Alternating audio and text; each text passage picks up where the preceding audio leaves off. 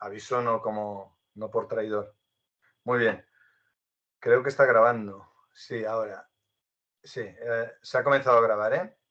Vale, voy a compartir pantalla.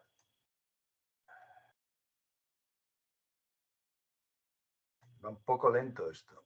Vale. Compartir. Estoy compartiendo. Y muy bien. Pues ya estamos, ¿no? Lo veis bien, ¿no? Pero lo que no veo a nadie ahora. Pues muy bien, bienvenidos a la primera edición que voy a hacer cada mes. Espero que si os parece interesante, pues lo recomendéis. Lo voy a ir repitiendo cada mes porque es que estoy dando muchas formaciones online y me paso el día dando formaciones online y hemos pensado en hacer este producto así, muy asequible, porque además cuando hacemos una presentación en una fábrica, pues viene todo el personal, pero siempre hay alguien o que está de baja o de permiso o lo que sea, o que se incorporará en el futuro en la empresa y no tiene esta formación y por tanto, pues irá bien que si lo veis útil, pues lo iremos repitiendo. La próxima edición es el 4 de julio, en agosto pararemos, pero en septiembre todavía no he determinado fecha y lo iremos haciendo, ¿vale? Es un curso básico de atmósferas explosivas que entiendo que es lo mínimo que hay que conocer para no estar en peligro, ¿no? Y hace mucho tiempo, en una formación que hice, yo llevo casi 30 años que me dedico a esto de las atmósferas explosivas, en una formación en Repsol, Tarragona, y una persona muy veterana, para mí, en aquel entonces, ahora yo soy el veterano, eh, me comentó un concepto que se me ha quedado toda la vida. Y una cosa es tener riesgo y otra cosa es tener peligro, ¿no? Dice, riesgo es aquello que tú conoces y no se materializa en un daño. Y peligro es cuando tú no sabes que estás en riesgo, ¿no?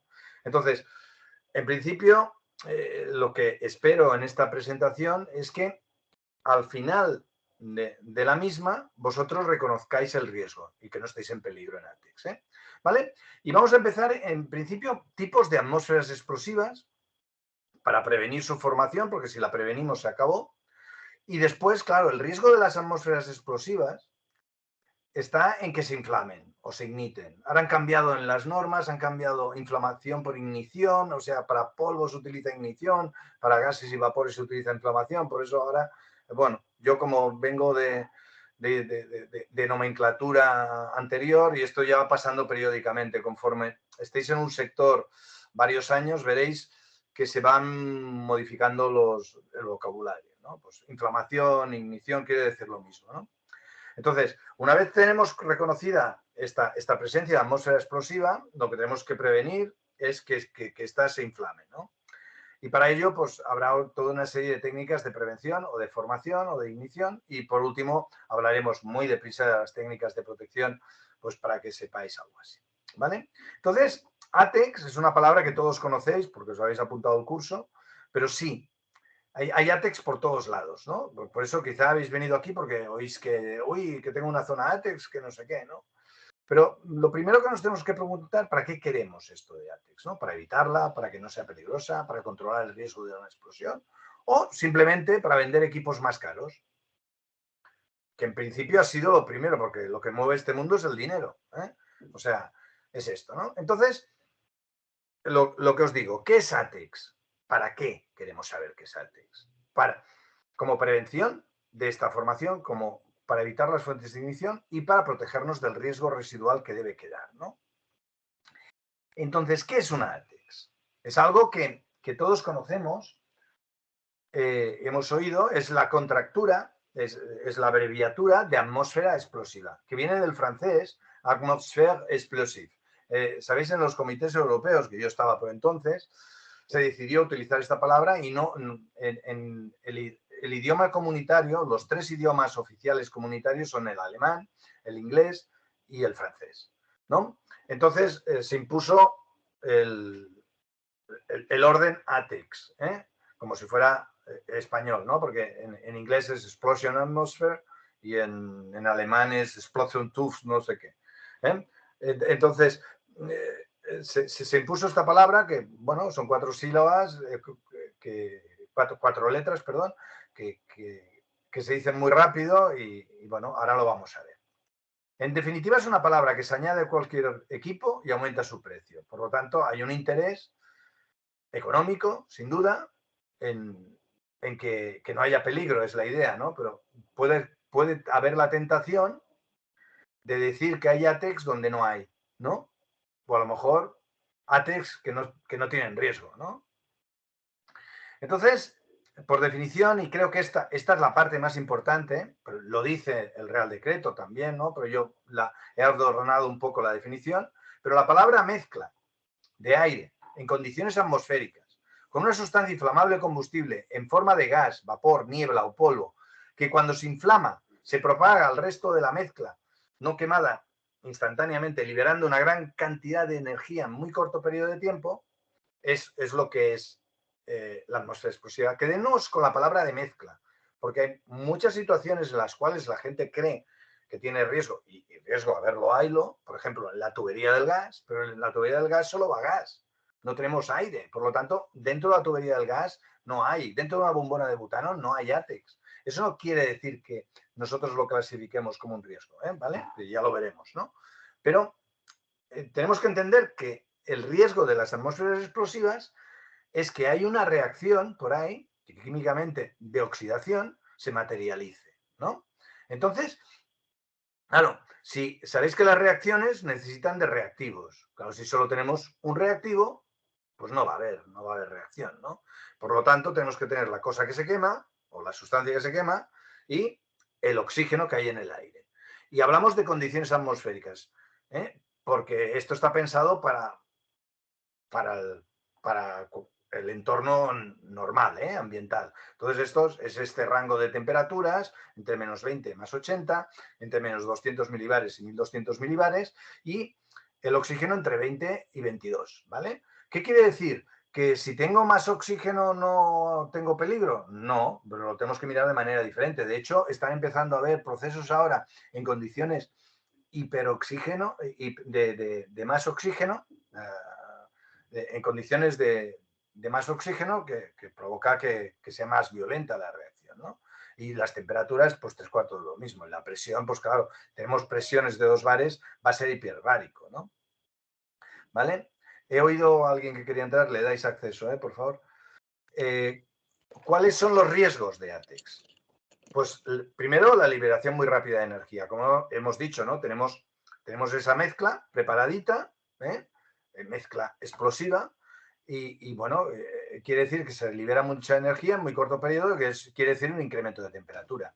Esto es un incremento rápido de la presión. La temperatura va a hacer que aumente la temperatura de los gases. ¿Tenéis algún micro abierto? Si no tenéis que decir nada, por favor, lo cerráis. Tener un aumento muy rápido de presión. ¿Por qué? Porque sabéis que los gases, cuando aumenta su temperatura, aumenta su volumen, ¿no? Si este volumen no puede aumentar porque está dentro de un recipiente, es cuando se materializa el riesgo de explosión. Entonces aquí ya empezamos a ver que si yo tengo una atmósfera explosiva en un espacio abierto, si se inflama, no va a encontrar resistencia y lo único que va a hacer es radiar calor. Pero cuando la tenemos en un recipiente, es cuando no va a poder expansionarse porque el volumen está acotado y lo que va a aumentar es la presión. Y aquí es donde empieza a aparecer el riesgo de las atmósferas explosivas. Bueno, el otro también es un riesgo de que te puedas quemar, ¿no? O que provoque un incendio. Pero vemos ya que vamos a ir acotando. O sea, ya no va a ser esto que decíamos, ATEX por todas partes al principio, ¿vale? Entonces, esto desde el punto de vista de conseguir seguridad, ya podemos decir, este recipiente tiene ATEX, este tal, tal. Y entonces, en un entorno industrial, estas ATEX de peligro o de riesgo van a estar muy acotadas y por lo tanto podemos. Entonces, también hay que remarcar una cosa, la cantidad que tengamos de sustancia en el aire es muy importante, más cantidad, más riesgo, ¿vale? Entonces, ¿qué tipos de atmósferas explosivas? Yo ya he estado diciendo cosas, ¿no? Tenemos de gas y de polvo. Entonces, yo abro la espita del gas y se me forma automáticamente, al mezclarse con el gas oxígeno que está en el aire, se me forma muy fácilmente una mezcla. Pero yo abro un paquete de maicena, pues veremos que la harina fina de maíz, y no tengo ATEX. ¿Por qué? Volvamos a la definición, mezcla. Si no tengo mezcla, no pasa nada. Yo tengo que hacer algo con esta maicena. Empezarla a vaciar. Entonces, cuando yo la vacío, esta maicena empieza a caer y hace lo que se llama una nube de polvo, se mezcla con el aire. Entonces, ahora en este momento tenemos atmósfera explosiva de polvo y de gas. Pero ya hemos visto que las atmósferas explosivas de polvo requieren de energía para existir, ¿vale? Y además, otra característica física es que el polvo pesa más que el aire y por lo tanto, a la que se me acabe la maicena o yo pare de vaciarla, esta va a tender a depositarse y va a desaparecer esta mezcla. Por lo tanto, las atmósferas explosivas de polvo requieren de energía para existir. Y lo primero, en una industria que tenga polvo combustible, lo primero que hay que hacer en caso de incidente es parar. Porque a la que paremos, el polvo va a tender a desaparecer. Y otra característica que tiene es que el polvo pues, se puede quedar en capas y un golpe de aire nos lo puede volver a poner en suspensión. O sea, esta atmósfera explosiva que aparentemente ha desaparecido puede estar letalmente acumulada en vigas, en techos, en paredes, en superficies, en el suelo, y un golpe de aire nos la puede volver a poner en suspensión. ¿Vale? Muy bien. Gas y polvo. Ahora tenemos dos tipos. Cuando estamos en el medio aire, densidad relativa 1, la del aire, tenemos gases más ligeros que el aire, que si se escapan o se emanan, van a tender a ir hacia arriba. Esto es importante para entender el proceso, ¿no? Y entonces es muy difícil tener una atmósfera explosiva de un gas más ligero que el aire, porque yo ahora aquí estoy en una habitación y tengo un techo, ¿no? O sea, este techo pues podría acumular, pero en una industria pues enseguida hay ventiladores, chimeneas y tal. Entonces, sustancias más ligeras que el aire, gases, como aquí he pintado el metano en estructura de Lewis, el hidrógeno, el monóxido de carbono, el amoníaco, son sustancias que tienden pues a irse. Por ejemplo, el hidrógeno tiene una densidad relativa de 0,07. Eso quiere decir que tú lo dejas ir y sale, pero como un cohete, ¿eh? Se va para arriba. Es como el aceite y el agua, pues se queda encima, ¿no? El tema me están llamando por teléfono y ahora no. Después tenemos gases más pesados que el aire, que van a tender a acumularse en partes bajas. Y estos sí que pueden dar un problema. Por ejemplo, aquí he dibujado el propano, el butano, el sulfídrico, que es un gas peligroso. Van a tender que si se escapan, pues pueden quedar como pasaría con el agua. Pueden quedar acumuladas en una parte baja. ¿Vale? Después, otra característica, gases más ligeros, gases más pesados. Para su comportamiento veremos que es importante, pues por ejemplo, veremos que hay una técnica que es la detección. Entonces, ¿dónde voy a poner los detectores de los gases más ligeros? En la parte de arriba. Los gases más pesados, lo voy a poner en la parte de abajo.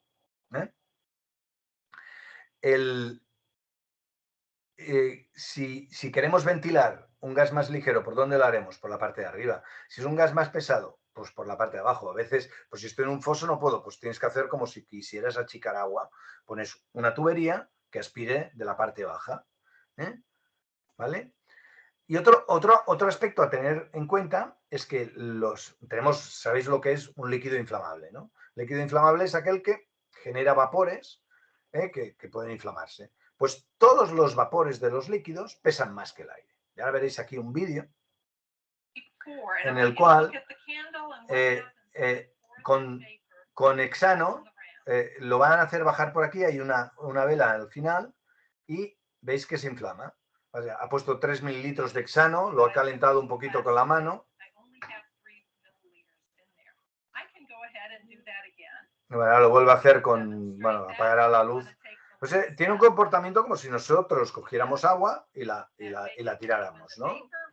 Pero no se ve.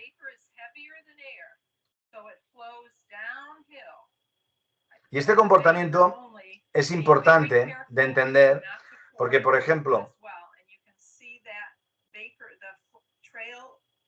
es importante para entender que, por ejemplo, si yo tengo tengo un recipiente que contiene un líquido inflamable, acetona, gasolina, lo que sea, un bidón, yo lo abro, los vapores que pueda haber, ¿a dónde van a ir? Hago un pequeño silencio, se quedan dentro, no salen, pesan más. Es como yo tengo esta botella de agua, yo la abro y el agua se queda dentro y los vapores no empiezan a salir porque pesan más, porque ya su estado físico normal es más denso, por eso es agua. Por eso es muy difícil tener una atmósfera explosiva con líquidos inflamables. Solo me van a salir vapores si yo tengo, por ejemplo, un depósito de recuperación que va recuperando un líquido inflamable. Entonces, claro, todo el líquido que me recupera me va a desplazar cierto volumen, ¿no? Y va a hacer el efecto del CO2. Esto es nieve carbónica, ¿no? O sea, yo lo lleno y va a salir para abajo. He puesto la nieve carbónica, que no es inflamable y tal, pero para que se vea que es más denso, ¿vale? Entonces, los líquidos, además, si conseguimos un vapor, es porque se ha calentado, está por una temperatura más alta y va a tender a enfriarse, ¿no? Va a ir viajando, va a ir dando energía en el medio y tenderá a condensar. Es muy difícil tener una atmósfera explosiva de líquidos. Se producen explosiones, pero con líquidos. ¿Pero cuándo? Cuando tienes un incendio en un parque de tanques. Por ejemplo, los sólidos, pues tenemos polvos y... Voy a cerrar el móvil porque si no, no me dan a estar apagado. Polvos, que son partículas esféricas, y fibras. Esto ya también nos determinará, son características diferentes y lógicamente es el polvo el que puede... Yo fibras no he encontrado nunca, sí que lo tienes que tener en cuenta porque pueden ser inflamables, pueden ser combustibles, se pueden incendiar y esto pasa con la textil, fibras de madera, cuando se astilla y tal, pero normalmente lo que tenemos en la industria, las plantas químicas cuando hacen un producto, pues es polvo, la harina se muele, es polvo, ¿no? O cuando se lija en madera sale polvo, ¿no? Y esto veremos que tiene la partícula, ya tiene un aspecto ya más denso, ¿no? ¿Vale? Gas, polvo, más ligero, más pesado, polvo y fibras, ¿no? Entonces llegamos al punto de que hemos dicho, ya sabemos cómo se puede generar esta atmósfera explosiva, entonces queremos eliminar esta atmósfera explosiva. ¿Cómo se hace? Pues no teniendo esta sustancia, por ejemplo, ventilando. Yo diluyo, y es lo que se hace siempre. Siempre cuando tenemos gas, instalaciones de gas, plantas, cuando se manipulan sustancias que pueden emanarse, pues se hacen con una campana que aspira y tal. Otra manera es no tener de la mezcla el otro componente, que es el oxígeno, es inertizar. O no tener oxígeno es solo tener la sustancia. O está por encima del límite superior de inflamabilidad, como veremos. ¿Vale? Entonces, ya vemos maneras de no tener esta sustancia. Hay procesos que utilizan la inertización. La inertización es cara y tiene un riesgo de que la gente necesitamos respirar oxígeno. O sea, el riesgo de hipoxia. ¿Y el polvo? ¿Qué le pasa al polvo? Si yo lo ventilo o lo soplo. Si lo soplo, me voy a generar la atmósfera explosiva en un principio. Ahora, si ventilo, ¿vale? Por lo tanto, el aire comprimido no se debe emplear como elemento como sistema de limpieza. Esto de soplar capas de polvo, pues no. Lo que hay que hacer con el polvo es mojarlo. El agua es el enemigo del polvo. Al mojar las sustancias, normalmente aumenta el tamaño de la partícula, haciéndolas tan pesadas hasta cierto punto que ya no vuelan. Cuando hablábamos de polvo, me lo he pasado, son 500 micras, medio milímetro o menos. Y contra más pequeña sea la partícula, más facilidad va a tener de ponerse en suspensión. Pero lo típico que se hace con el polvo es aspirarlo. Pero cuidado, estamos quitando el polvo del punto de generación y lo estamos llevando a otro lugar. Esto hay que tenerlo en cuenta. Pero ¿es malo? No, es buenísimo, porque ya sabemos que, por ejemplo, yo estoy lijando con una orbital manual y en la cual en la lijadora orbital hay puntos de aspiración en la propia lija. Se va llevando el polvo hacia el aspirador o la unidad de aspiración, ¿no? Entonces, ¿Dónde tenemos el riesgo? Allí. Y por lo tanto, ya podemos atacar aquel punto. Ya sabemos dónde tendremos el riesgo y dónde no tenemos el otro. Y simplemente con asegurarnos que la lijadora no funciona si la aspiración no está en marcha, ya estamos eliminando látex del punto de generación y la estamos concentrando en el otro lugar. Y así como resumen, tendríamos que este es el símbolo que identifica atmósfera explosiva. Lo digo por si en el control que hay al final del todo os lo preguntan. Es este el símbolo. Entonces, si nosotros ventilamos, vamos a diluirlo. Si lo aspiramos, lo vamos a cambiar de lugar. Si lo mojamos, lo vamos a eliminar. Si quitamos el oxígeno, pues lo vamos a eliminar. Cuidado que si hay sustancias que cuando se secan vuelven a... Es difícil, ¿no? Que después de haberse mojado normalmente quedan, aunque se evapore el agua, quedan tamaños de partículas más grandes. Y el oxígeno, pues claro, si dejamos de inertizar, pues el aire vuelve a entrar y puede darse el lugar a la atmósfera explosiva. ¿Vale? Ya hemos visto qué es una atmósfera explosiva, cuándo se genera, cuándo no, y dónde la podemos encontrar si se genera. Entonces, ¿solo con tener la sustancia es ATEX? No, tenemos que tener en una cantidad determinada. En los gases se ve muy claro. Tenemos el límite inferior de inflamabilidad.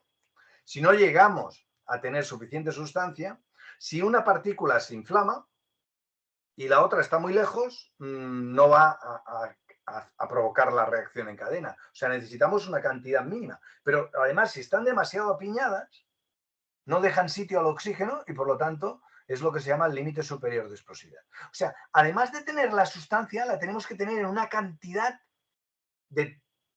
determinada, que pueda haber combustible y oxígeno, de tal manera que la mezcla, vuelvo a insistir, son muy pesado. Veréis que digo, hay 5 o 6 conceptos que son los con los que acotamos látex, ¿no? La mezcla se tiene que producir y tiene que estar en manera que se dice estequiométrica, ¿no? En química.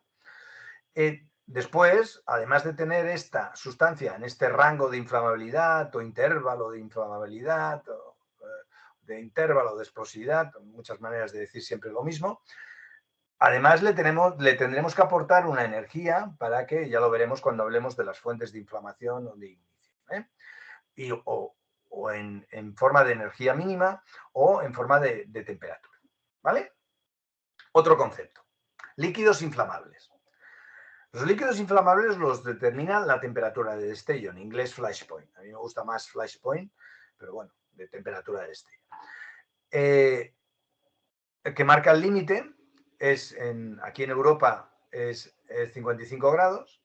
La NFP habla de 100 Fahrenheit, 37,2, que 100 Fahrenheit es la temperatura que dicen del cuerpo humano, ¿no? Pero bueno, ¿vale? Esta es la que nos marca el lindano de que si un líquido es inflamable o no. Pues me parece fantástico. Es inflamable. Pero a nosotros lo que nos interesa es saber si estos líquidos van a estar por encima de su flash point o no. Porque es cuando nos empezarán a generar suficientes vapores para inflamarse. Ahora os pondré un vídeo con el queroseno. Entonces, si yo estoy por debajo del flash point, pues no tengo vapores. Y si no tengo vapores, no tengo ATEX. ¿Vale? Y cuidado, si yo tengo un líquido que tiene un flash point de 70 y yo lo caliento a 80, tendré que contemplar ATEX. Condiciones ambientales 80 grados. No me he encontrado nunca, pero sí que nos puede dar lecciones, porque se han dado casos de accidentes mortales soldando una caldera de aceite térmico. Bueno, si el aceite térmico tiene un flash point de 300 grados, digo, claro, porque tú te pones a soldar a 1000 y pico, ya estás superando el flash point. ¿Qué haces? La caldera la has dejado humedecida de aceite, cuando calientas generas el vapor y encima la soldadura supera la temperatura de inflamación, con lo cual es cuando se produce la explosión. Así murieron 2 personas en venta de baños en una fábrica, reparando una caldera de aceite térmico. O como pasa con los bidones cuando se cortan y tal. ¿Vale? O sea, el concepto de flash point lo tenemos que saber. Y cuidado, bien, para poner las etiquetas y cumplir con la normativa, pues 55 grados. Pero como seguridad, es decir, ¿estoy por encima de la temperatura de destello? Sí, pues cuidado. ¿Qué voy a hacer? ¿Voy a soldar y tal? Voy a superar la temperatura de destello. Cuidado. Ayer era que me preguntaban. Sí, me preguntaban que tenían que hacer una reparación en un tanque de aceite de pescado. Esto tiene una temperatura de flash point de esto. ¿Qué vas a hacer? Tenemos que soldar una bota. Cuidado, hazlo en frío, tío. Hazlo en frío, no superes la temperatura. Ah, vale, vale. Porque si no, hubiéramos tenido un susto. Ayer me lo preguntaban precisamente. No sé si hay alguien de la empresa esta que iban a venir al curso, pero me parece que al final, como se lo dijimos muy justo, que hemos hecho la promoción de este curso solo con 2 semanas y no ha llegado a la gente y la gente tiene agendas y tal. Por eso que, como lo vamos a ir haciendo cada mes, sea más fácil. Bueno, lo que os decía, el queroseno. Este es un vídeo que he pillado por internet, se parece al sistema de copa abierta. Entonces yo caliento el queroseno, que la temperatura de destello es 38, y el ensayo consiste en pasar una llama 3 veces por encima. ¿Veis que no arde? Bueno, ahora cambiará el enfoque de la cámara. Va calentando, agitando con el termómetro. No es muy normativo, pero bueno, para que veáis, ahora está a 35 grados. Esto, bueno, porque como está calentando la lata por aquí hay un poco, pero no se queda ardiendo. Ahora lo voy a poner a 40, que está por encima de 38. Y a la primera que pase se va a quedar ardiendo. O sea, esa frontera de los 38 grados, ya fijaros, ya se queda ardiendo. Hasta que se acabe el oxígeno, que va a utilizar la madera esta que tenía por allí. Y bueno, nos quedamos con esto. Sustancias que a lo mejor no tienen átex, desde el punto de vista de seguridad, pues nos pueden causar un problema. Porque los líquidos, vuelvo a insistir, es muy difícil que provoquen una explosión. Tengo que ir con la antorcha yo allí, con el soplete, tiene que haber un incendio, alguna cosa así para que los líquidos empiecen a explotar. Y hay vídeos muy espectaculares de un incendio en un parque de tanques, por ejemplo, ahora recuerdo uno en Valencia, que empieza a arder y sale un tanque volando, ¿no? No me acuerdo en qué ciudad o qué pueblo era. Otra característica que tenemos que conocer de las sustancias, paso muy deprisa por esto, es la conductividad en líquidos y en sólidos, ¿no? La conductividad nos va a decir si el líquido va a ser capaz, si tiene una baja conductividad, va a ser capaz de retener carga y por lo tanto son los peligrosos. Son los líquidos tipo xileno, tolueno, la gasolina, son líquidos que no son polares. Por lo tanto, cuando pueden acumular carga, ¿cuándo? Cuando se mueven. ¿Cuándo se mueven? Cuando se llenan o se vacían depósitos. Ahora, por ejemplo, Repsol está pidiendo a las gasolineras, que va al público normal, que tengan documento de protección de explosiones. Yo voy la semana que viene a una de Repsol a hacerles el documento. Es muy sencillo, pero... ¿Vale? Entonces tenemos una serie de sustancias en las cuales, para que veáis, ¿no? El intervalo de explosividad, por ejemplo, el hexano, del 1 al 8,4%, y decir, si no llego al 1%, no voy a tener átex. Si supero el 8,4, ya tampoco voy a tener átex, ¿no? En gramos, y la temperatura de inflamación todas son altas, Estamos hablando de 100 grados. La temperatura más baja que conozco es la del sulfuro de carbono y es 95 grados. Seguro que hay alguna sustancia más que es más baja, pero tenéis que pensar que si la sustancia convive al medio ambiente, pues no se inflamará a 50 grados. O sea, es normal que las sustancias tengan temperaturas de inflamación altas. O sea, no es una cosa, por eso no hay tantas explosiones, ¿no? Pues tenemos los grupos de inflamabilidad que tienen que ver con el intersticio máximo de separación experimental. Os hago un apunte. Esta es la norma que se utiliza para hacer el ensayo. Se inunda esto de mezcla explosiva, se pone una bujía y se hace inflamar de aquí y la llama pues, puede pasar de un sitio a otro. El tema es, bueno, el principio del intersticio máximo de separación experimental se basa en que el calor que voy generando se va enviando hacia las paredes y hasta que se enfría y ya por debajo de la temperatura de inflamación ya no arde. Entonces, contra el grupo de inflamabilidad 2C implica que este paso de la llama tiene que ser más estrechito. Entonces, es el principio de las envolventes antideflagrantes y de los apagallamas que se utilizan para protección. Por otro lado, tenemos el tamaño de partícula. El tamaño de partícula de las sustancias tiene que ver con... Espera, voy a cerrar la puerta.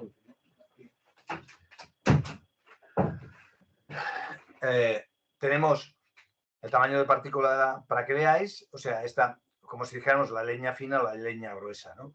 Si yo tengo más superficie de contacto para reaccionar con el oxígeno, y a la vez que si el tamaño de partícula es más pequeño, es más fácil que se ponga en suspensión, en nube, y pueda provocar pues la inflamación, ¿no?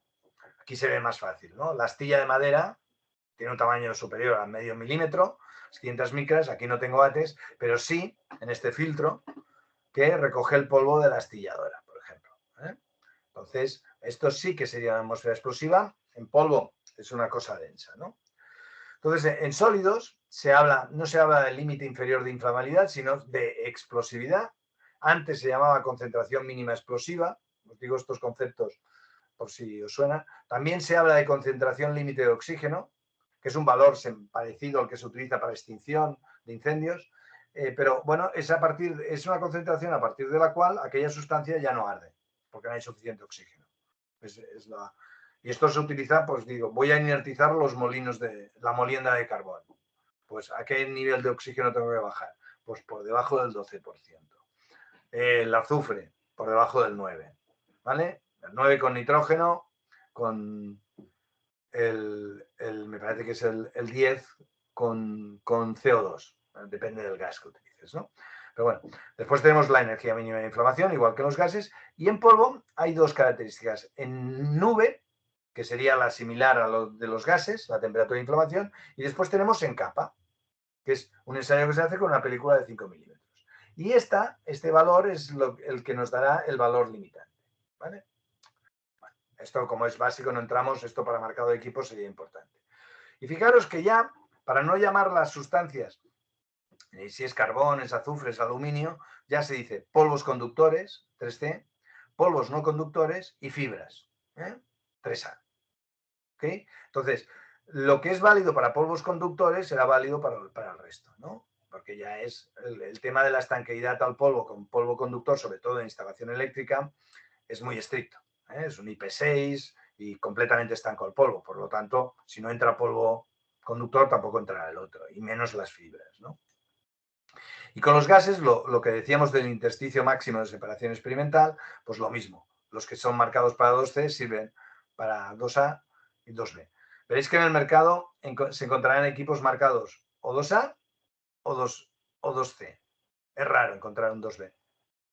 Y la clase térmica en gases se nombra desde T1 a T6, ¿no? T6 equivale a 85 grados y T1 450. ¿Qué es esto de la clase térmica? Es la temperatura máxima que alcanzará un equipo cuando está en servicio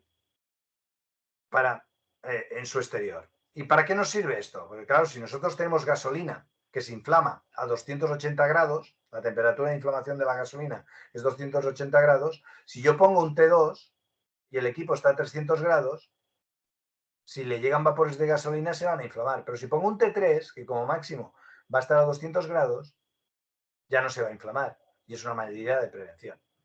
Entonces, en función de la sustancia, ¿qué decíamos? Sulfuro de carbono, 95 grados. Voy a tener que poner un T6 o menos, si puedo. ¿Vale? T6, por ejemplo, porque los otros me lo inflamaría. Y esto después se pone la categoría que tiene que ver con la zona que está, el tipo de sustancia, la D de dust en inglés, que quiere decir polvo, y el grupo de inflamabilidad, y la clase térmica que venía o de 2/3 de la temperatura en nube o la temperatura en capa menos 75 grados. Y aquí se pone en grados centígrados. Y en gases, pues se pone así, ¿no?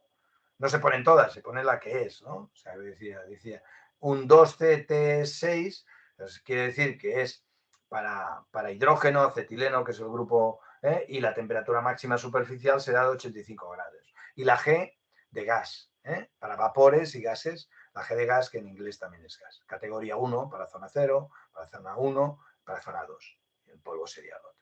Otra de las características que tenemos que conocer de las sustancias es la de la severidad de la explosión. Y aquí tiene que ver que cuando ya se materializa la inflamación, la deflagración, la sustancia se expande a una velocidad, la presión. Es como si dijéramos la cantidad de movimiento, pero en presión. Bares, metro por segundo. ¿A qué velocidad nos sube la presión? Cada sustancia sube más o menos deprisa. Y después tenemos la Pmax, que es la presión máxima que alcanzará aquella sustancia. Es como si dijéramos la potencia de explosivo. Va a llegar a una presión más alta o más baja. Esto ya es para determinar, aquí ya llegamos tarde, ya hemos fallado en la prevención de la atmósfera explosiva, en la prevención de la fuente de ignición y se materializa el acto. Y después, pues bueno, está la concentración límite de oxígeno, que si hay más oxígeno, todo esto se dispara, si hay menos oxígeno, también baja. ¿Vale? Aparte de saber las sustancias, tenemos que saber las características de explosividad. ¿Y esto de dónde se saca? Pues de las fichas de seguridad, que no suele aparecer, consultando tablas, normas. Yo tengo, esta es mi base de datos, mundoatex.com, que la tengo de libre acceso, solo os tenéis que registrar. Y esta base de datos tenéis para gas y polvo, y es la que he utilizado yo durante muchos años, y hace como ya 10 años que la tengo subida, ahora le hemos dado un pequeño maquillaje, y bueno, me he gastado una pasta aquí en hacer esta web, yo la tengo pública. Pues cuando yo trabajo con una sustancia, pues si no está, buscamos y la coloco aquí. Y pongo pues de dónde lo he sacado, si es de una norma, si es de un análisis o es un dato nuestro que hemos interpretado, ¿no? O de una publicación. ¿Vale? Es importante tener las características de las sustancias para empezar a determinar a qué concentración empieza a ser peligroso o no. Entonces, el método a seguir es el siguiente. ¿Qué sustancia tengo? Hemos visto. ¿Es un sólido? ¿Es un gas o un vapor? Entonces, si es un gas, ¿qué densidad relativa al aire va a tener? Porque se va a ir para arriba, se va a ir para abajo. Si es un vapor, ¿qué flash point tiene ese líquido? ¿A qué temperatura lo voy a usar? Porque hemos visto que si lo utilizamos para temperatura inferior, pues no tendremos ese riesgo. Y ojo, esto no es tontería, porque, por ejemplo, en laboratorios farmacéuticos tienen salas blancas climatizadas, y aquello está siempre a 22 grados. O incluso menos. Hay salas que van a menos temperatura por cuestión del producto. Pues fijaros que a lo mejor el etanol al 50% ya no supera el flash point. Por lo tanto, esto nos va a dar un indicador de riesgo de inflamación, ¿no? El sólido es polvo. Ojo, polvo, porque a veces tenemos sólidos que se llaman igual, pero su tamaño de partícula es más grande. Por ejemplo, el carbón antes de moler y después molido. El trigo antes de moler y la harina de trigo. O sea, es polvo, ¿no? O sea, es conductor, si es aluminio, es higroscópico, quiere decir que si tiene tendencia a coger agua, como el azúcar, la leche en polvo, son sustancias que si las dejas en ambiente húmedo, pues lo van atrayendo el agua, higros, que viene del griego agua, y copio, que acopia, ¿no? Que la recoge, ¿no? Entonces son sustancias que se humedecen y desaparece. O sea, si vosotros ponéis azúcar en el exterior, pues veréis que cogerá un aspecto líquido. Si no vienen las hormigas, eso se iban antes, ¿no? ¿Vale? Entonces, ¿vamos a estar dentro del intervalo de explosividad, límite inferior de inflamabilidad, límite superior? O recuerdo que en polvo se llama límite inferior de explosividad. No hablamos de límite superior, aunque se conoce el límite superior, porque el polvo, cuando tú lo pones en suspensión, después va a tender a caer y va a volver a pasar por el intervalo. Entonces, normalmente se trabaja en límite inferior. Algún caso, nosotros decimos, estamos por encima del límite superior. Por ejemplo, en un transporte neumático. Un transporte neumático tiene demasiado polvo dentro, ¿vale? Por eso no.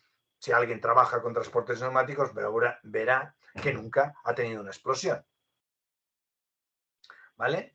Entonces, la pregunta, después de analizar las características de la sustancia que os he estado explicando hasta ahora, es, ¿puede formarse átex? Pues muchísimas veces no. ¿Y por qué no? Porque es el sentido común. O sea, la gente compra sustancias, compra harina para hacer magdalenas, no para tirarla por el suelo.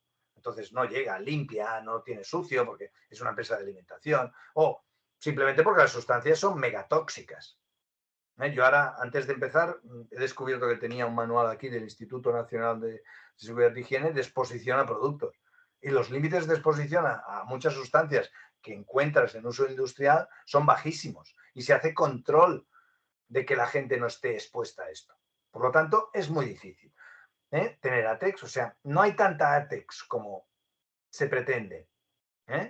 ¿Y por qué se pretende? Porque, claro, si vendes la iluminaria ATEX, pues es más cara, los motores, todo. Y eso, pues bueno, ¿es peor? ¿Es peor poner un equipo ATEX? No, teóricamente es más seguro. Lo que pasa es que tenemos que ser conscientes que a lo mejor lo ponemos como un exceso de celo y no generar intranquilidad en la gente. Entonces, porque si tenemos ATEX por todos lados, pues ya no sabemos qué hacer, ¿no? Entonces, si en lugar de decir, como os he dicho, aquí, aquí y aquí, claro, si está en 3 sitios, cuando yo vaya a ir a esos 3 sitios, voy a ir con mucho cuidado. Si tienes que estar en guardia porque toda la fábrica es peligrosa, pues no. Veis que pierde eficacia, ¿no? Entonces, sí que hay casos que tenemos ATEX, porque estamos dentro del rango de explosividad o el intervalo de explosividad. Pues si tenemos poca sustancia o demasiada. Entonces, en estos casos, nos va a interesar ahora el concepto de fuente de ignición o de inflamación. ¿Qué es?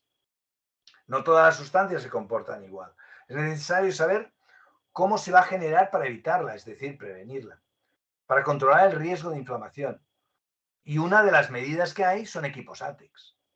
Ya veréis, con esta formación veréis que hay un interés en que tener zonas ATEX, porque en las zonas ATEX hay que poner equipos ATEX. Y los equipos ATEX son más caros.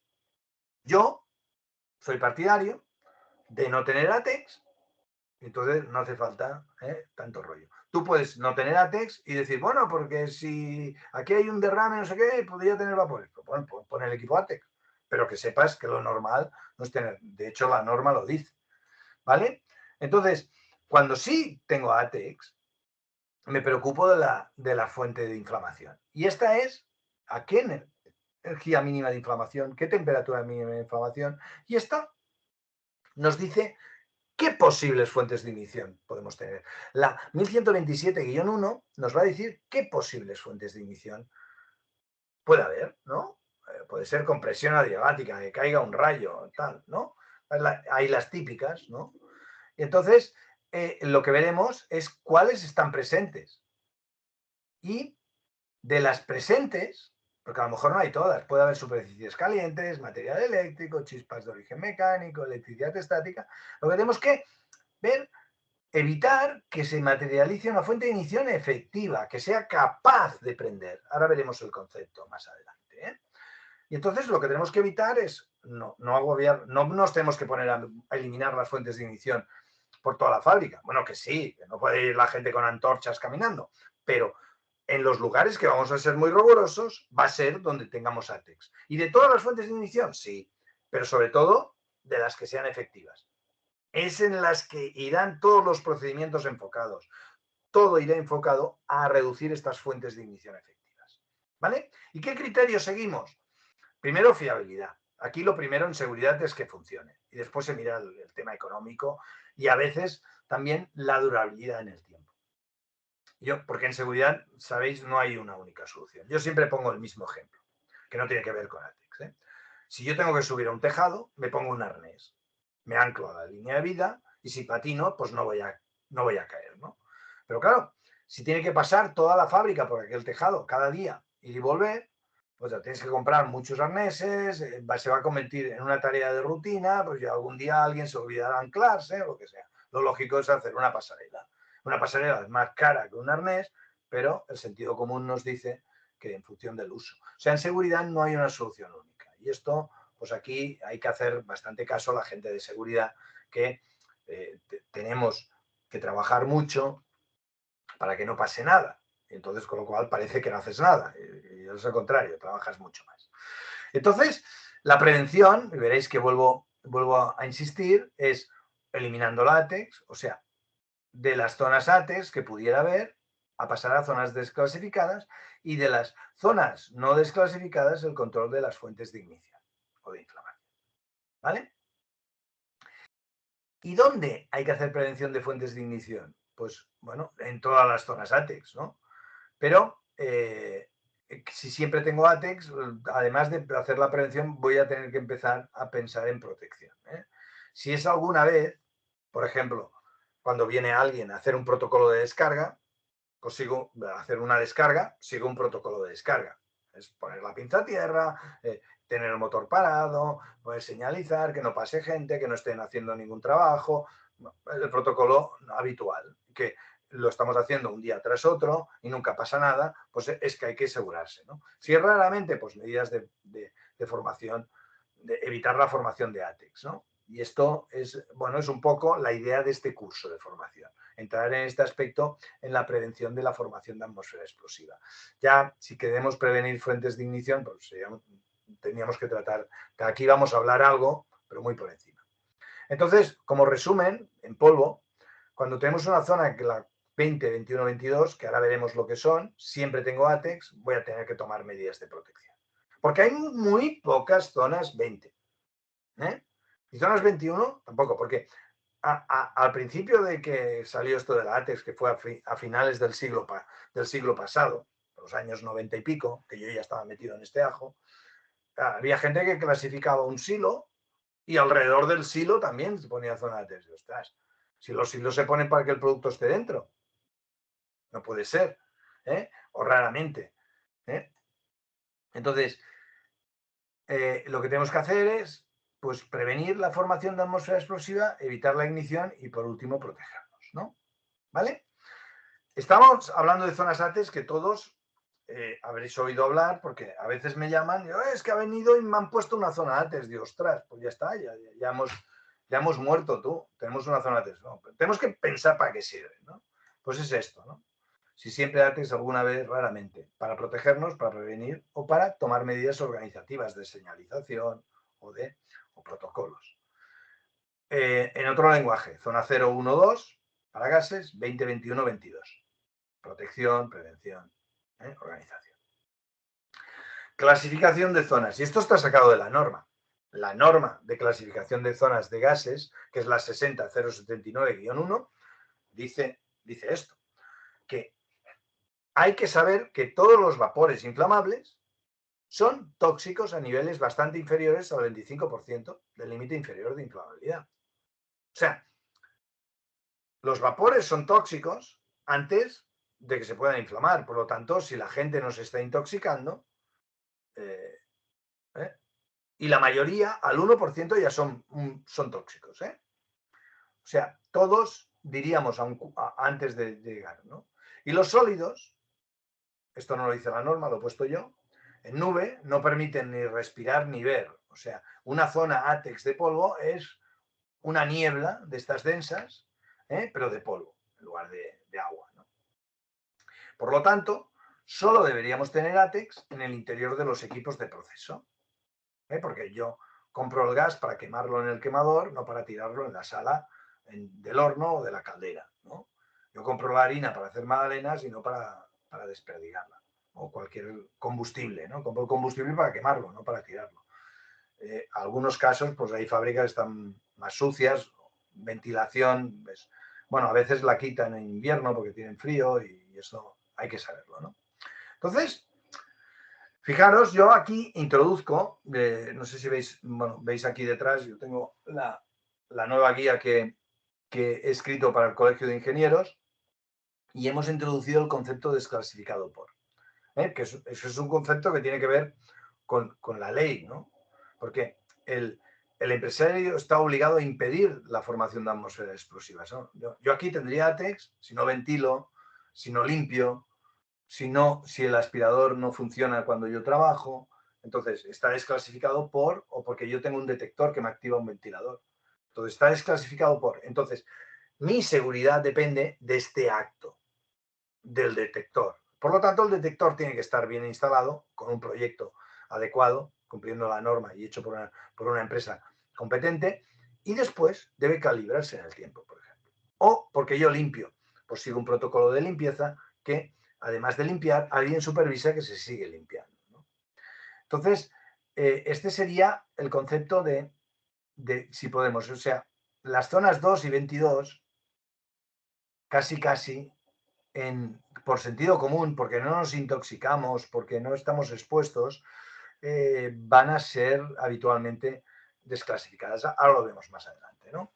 Por lo tanto, además, la norma, si esto lo dice, no debe considerar accidentes ni la mala praxis. No, es que aquí no me limpian. Pues no vale. No, es que aquí tenemos una fuga. No es normal que una tubería esté goteando un líquido que sea tóxico o que sea inflamable. No es normal. O sea, esto es mala praxis. Esto se tiene que actuar, ¿no? No puede ser. Ahora aquí como, además, la norma es en blanco y negro. Además de utilizar la simbología, hemos querido poner los colores de un semáforo y utilizar el azul para el desclasificado por, y una trama nueva, no está en norma. Pero, bueno, que sepáis que las normas no son de obligado cumplimiento, salvo que las obligue un reglamento. Entonces, si yo en este ejemplo, yo estoy vaciando sacos con aspiración.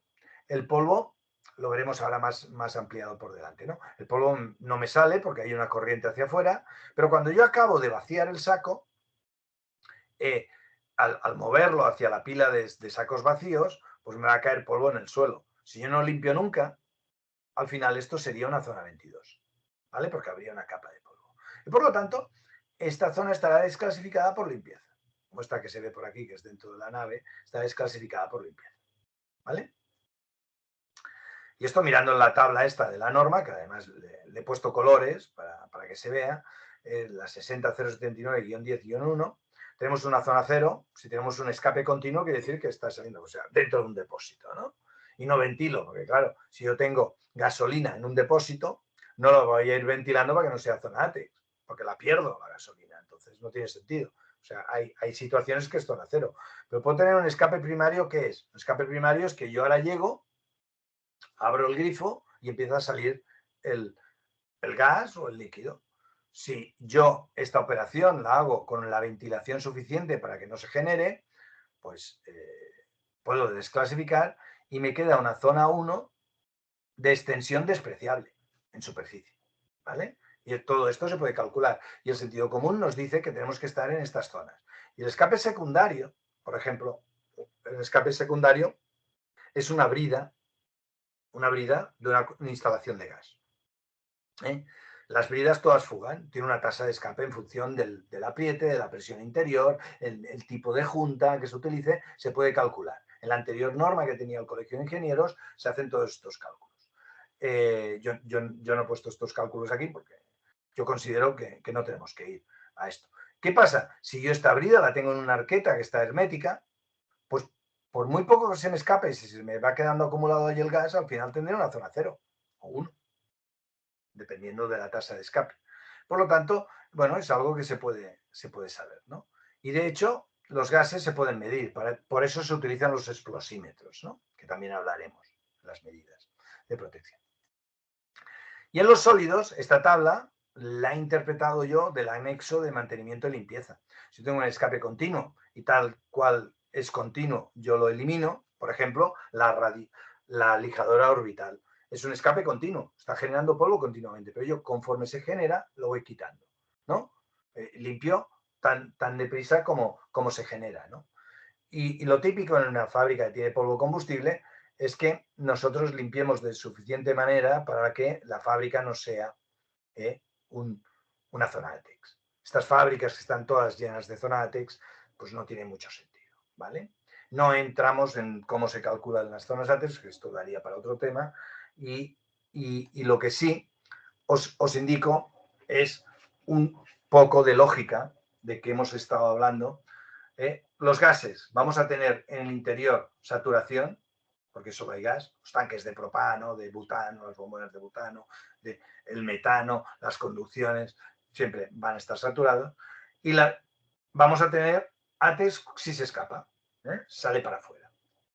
Ahora me viene a la cabeza, por ejemplo, en Madrid recientemente hemos tenido un par de explosiones de gas a nivel civil, a nivel urbano, ¿no? Y recuerdo como en una parroquia, y que se veía que el gas seguía quemando. Es lo que hay que hacer. O sea, tú no puedes, si tú tienes una explosión de gas, porque has roto una tubería, tú no puedes apagar el gas. No debes. No. Sí que puedes, a lo mejor sí puedes, ¿no? Pero no debes, porque si tú lo apagas, el gas va a seguir fluyendo, encontrará otra fuente de ignición efectiva y provocará una segunda explosión.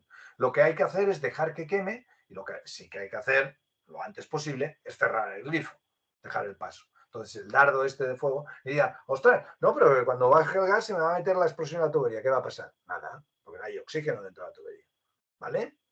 Entonces, bueno, que sepáis esto, ¿no? O sea, el gas nos va a generar, si se fuga y no está en un sitio ventilado, por eso en muchas instalaciones que tienen gas, bridas y tal, pues tienen unas rejillas que tienen una dimensión determinada que se puede calcular fácilmente, siguiendo la norma, y te dice, pues para la potencia de una caldera, cuántos metros cuadrados tienes que tener en la parte inferior y en la parte superior para tener ventilación natural. Aparte que necesitas aire para quemar. Tiene que entrar aire para que el oxígeno se mezcla con el gas en el quemador, no antes. ¿Y qué más? Si no tenemos oxígeno, el gas no quemará, ¿no? Entonces, hay un área para que quemen bien, no generen monóxido de carbono, y una otra por si hay alguna brida que tiene fugas. Los líquidos vamos a tener en el interior de los recipientes, de los depósitos, de los bidones, puede haber átex, y si fugan estos vapores porque le está dando el sol, estos se van a difundir rápidamente y se van a ir enfriando y van a condensar. Difícilmente vamos a tener. En los sólidos tenemos en el interior hay átex del proceso y si fugan van a hacer capas. Y por lo tanto, en los sólidos es en estas instalaciones en las cuales hay que limpiar. Pero más que limpiar es no ensuciar. Pensar, yo siempre lo explico, ¿no? Porque una fábrica de piensos.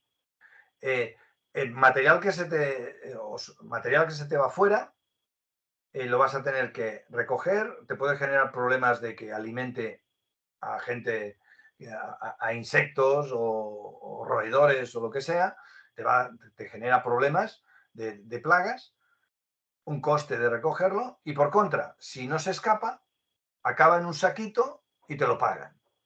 Entonces hay un abismo, ¿no? Entonces es un poco que está muy justificado el trabajar en el control de fugas. Entonces dentro de los procedimientos de las fábricas, además de limpieza, control de fugas. Hay unos puntos que se fugan, los puntos de toma de muestra, las mangas que se rompen, los flexibles, las tapas de inspección, pues que hay puntos que si tú lo vas mejorando aquello, los puntos de giro, pues la prensa se va perdiendo, pues vale la pena anticiparse antes de que se escape mucho producto, ¿no? Y los sólidos, si se escapan, hacen capas de polvo, y, bueno, aparte que se ven, ¿no? Esto, bueno, pongo aquí, da para otro tema diferente. Lo que os comentaba, esto la podéis encontrar en la web del Colegio de Ingenieros, o yo la tengo puesta mucho más fácil de llegar en la web de ATESPREDE, ¿no? Os la podéis descargar o me la pedís, yo os la envío, no hay problema. ¿Vale? Está repetida esta transparencia. Entonces, estamos de acuerdo que el concepto que tenemos que aplicar es el de desclasificación, ¿no? Son medidas preventivas de ir a por la excelencia, ¿no? En gases y vapores vamos a ventilar en función de la tasa de escape. Aquí ya empezamos con unos cálculos. En función de la tasa de escape vamos a tener un tema de ventilación. Podemos tener un sistema de detección que active una primera alarma, por ejemplo, de ventilación, como se hace en el amoníaco, y una válvula de corte, por ejemplo, como se hace en las calderas de gas. Una válvula de corte que está fuera de la sala de calderas. Por lo tanto, si corto el gas, la fuga, pues al final no será problemática. ¿Y a qué nivel tengo que detectar? Antes de que tenga peligro, ¿no? O puede ser trabajar en atmósfera inerte. O cuando tenemos polvos combustibles, podemos hacer aspiraciones localizadas, manteniendo y enfocando a la reducción de fugas, limpieza de pérdidas accidentales o la inertización también, como en las moliendas de azufre o de carbón. ¿Vale? Por eso, solo debemos tener ATEX dentro del proceso. Ya hemos dicho que la mala praxis no se debe contemplar, o sea, hay muchas zonas ATEX que están sobrezonificadas. Yo le llamo sobrezonificación porque, de hecho, yo tengo que actuar porque el empresario está obligado a impedir la formación de atmósfera explosiva. Entonces, el control de las fuentes de ignición solo se va a hacer en aquellos lugares que dentro del proceso. Entonces, de todas las fuentes, sí, por supuesto, pero con más rigor de las que son efectivas. Y entonces el concepto de desclasificado por lo estamos materializando en algunos clientes de esta manera, ¿no? Colocando el desclasificado por. Voy a abrir la puerta porque me estoy achicharrando aquí, a ver si he dejado. ¿Sí? Vale.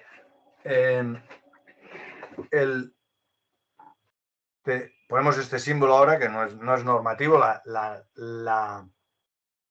El Real Decreto 681 en su anexo tercero habla del triángulo este y pues bueno, un cliente digo, vale, pues yo voy a poner desclasificado. Digo, pues bueno, cogí el sello que ponía, digo, bueno, pues lo voy a colocar delante de la señal. Ya hay alguna planta que lo está poniendo, esto está desclasificado porque yo hago cosas, ¿no? Si no, tendría ATEX. Pues ejemplos que salen de la guía, por ejemplo, tenemos un reactor abierto, el cual tiene un líquido, tiene vapores, o sea, sería una zona 0. Alrededor tendríamos una zona 1 y más alrededor tendríamos una zona 2.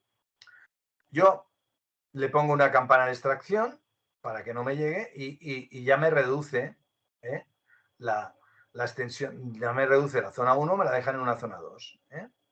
Si yo cierro el depósito, ya automáticamente, este típico también error en los almacenes de producto, los clasificaban a ATEX. Si yo tengo bidones de producto o las bombonas de gas, decían, esto es una zona ATEX. Bueno, las bombonas no pierden, ni los bidones. No, es que se podría perder. Bueno, eso es mala praxis, es una cosa rara. Si tú compras un bidón de acetona y cuando lo vas a abrir ha evaporado la mitad, le irás a decir al proveedor, oye, ¿qué hemos hecho aquí? ¿No? O podía ser, por ejemplo, que yo inertice. Yo inertizo y, bueno, me saldrá una extensión despreciable alrededor para inertizar tiene que estar cerrado, de una zona 2, porque claro, aquí tengo una presión más alta. Entonces sale y enseguida normalmente pues la dilución es alta. Como concepto de desclasificado por, pues vemos que si tengo una dilución alta, pues me queda muy acotado, pero claro, si yo cada vez tengo menos dilución, al final una pequeña tasa de escape, si no se ventila, pues al final puede generar una zona de riesgo. Y el efecto de la ventilación, pues con estos grafismos, pues lo he querido simbolizar, ¿no? Tengo mucha tasa de escape y poca ventilación, pero claro, si yo soplo suficientemente, al final voy acotando. Y la gracia está en saber qué ventilación tenemos que tener y eso se puede calcular en función de la tasa de escape. Esta es la tabla que ya hemos visto antes y voy a poneros unos pocos ejemplos. O sea, ¿cómo se utiliza esta tabla? Tengo una dilución alta, una buena disponibilidad de la ventilación, es un escape secundario y me va a eliminar. Cuidado, que la ventilación tiene que estar bien hecha, cruzada, ¿no? Si es un gas más ligero que el aire, si yo hago esta circulación así, se me puede generar una bolsa aquí. Por lo tanto, debería tener ventilación de este tipo, ¿no? Si es más ligero que el aire, solo ventilando, yo entraría por abajo y saldría por arriba, ¿vale? Pero así ya aseguramos la ventilación. Si yo tengo una dilución alta y un escape primario, pues bueno, podríamos, que es la típico lugar que tenga una campana extractora. Me entra el aire por debajo y me sale por arriba, ¿no? Si son líquidos más líquidos, son más pesados, pero la típica cabina de pintura, la aspiración es por el suelo, ¿no? Incluso cuando pintan no huele ni a pintura, ¿vale? Bueno, tengo una dilución buena de un escape secundario, pues es lo que diríamos, una zona 2, de vuelta, ¿no? Si yo mejoro la dilución y la paso, pues acabaría. Y el tema de la detección, la norma nos dice que tenemos que tener dos niveles, al 15% del límite inferior de inflamabilidad y al límite superior. En función de la densidad relativa del aire, nos tenemos que poner a 30 centímetros, hay una norma de instalaciones, si son más pesados que el aire, a menos de 20 centímetros del suelo, pensar que hay que calibrarlos periódicamente. Y si es para evitar la toxicidad de las personas, pues se pone a la altura de la cabeza, 1,5 metros. Se pone, por ejemplo, los detectores de oxígeno, por si tenemos riesgo de hipoxia en una sala que se está inertizando, se pondría en esto. Este dibujo lo he hecho yo, por eso este muñequito es tan horroroso. ¿Vale? Un ejemplo de una sala de calderas. Tenemos el detector de gas, tiene 2 detectores de gas y la válvula de corte fuera de la sala de calderas, que llega a detectar a este 30% que decíamos, la señal va a enviar a que corte el suministro a la sala de calderas, con lo cual esta sala de calderas está desclasificada. Ejemplos de limpieza: desclasificado por limpieza o por aspiración. Si yo esto, cuando vacío un Big Bag, lo vacío de manera que me genere polvo, pues tengo que poner una aspiración. Normalmente hay aspiraciones dentro de la tolva, ¿no? O provocando la corriente de dentro para afuera. Si es una descarga de un elevador, por ejemplo, una fábrica de cerveza, elevador de malta, pues tengo la aspiración donde deja caer la malta. O en una piquera, pues tenemos la aspiración en la parte de atrás. El ejemplo que os decía, yo tengo, también está en la guía, si yo vacío minoritarios en una planta de piensos o lo que fuera, cuando yo estoy vaciando y no tengo aspiración, pues claro, el aire que me escupa me tirará polvo aquí. No va a obligar que la persona vaya con protección de vías respiratorias, depende del tipo de producto, pero estoy pensando en un producto polvoriento. Ya solo le pongo la aspiración, ya no me sale aire, porque ya no me sale polvo porque la corriente es hacia adentro. Pero sí que lo que os comentaba, que claro, cuando se acaba el saco, entre que yo lo voy a poner en la pila de sacos vacíos, pues algo de polvo que quedaba dentro, pues va a caer, ¿no? Y por tanto, si yo aplico un preventivo de limpieza, el tema de la limpieza, pues me va a desclasificar esta parte.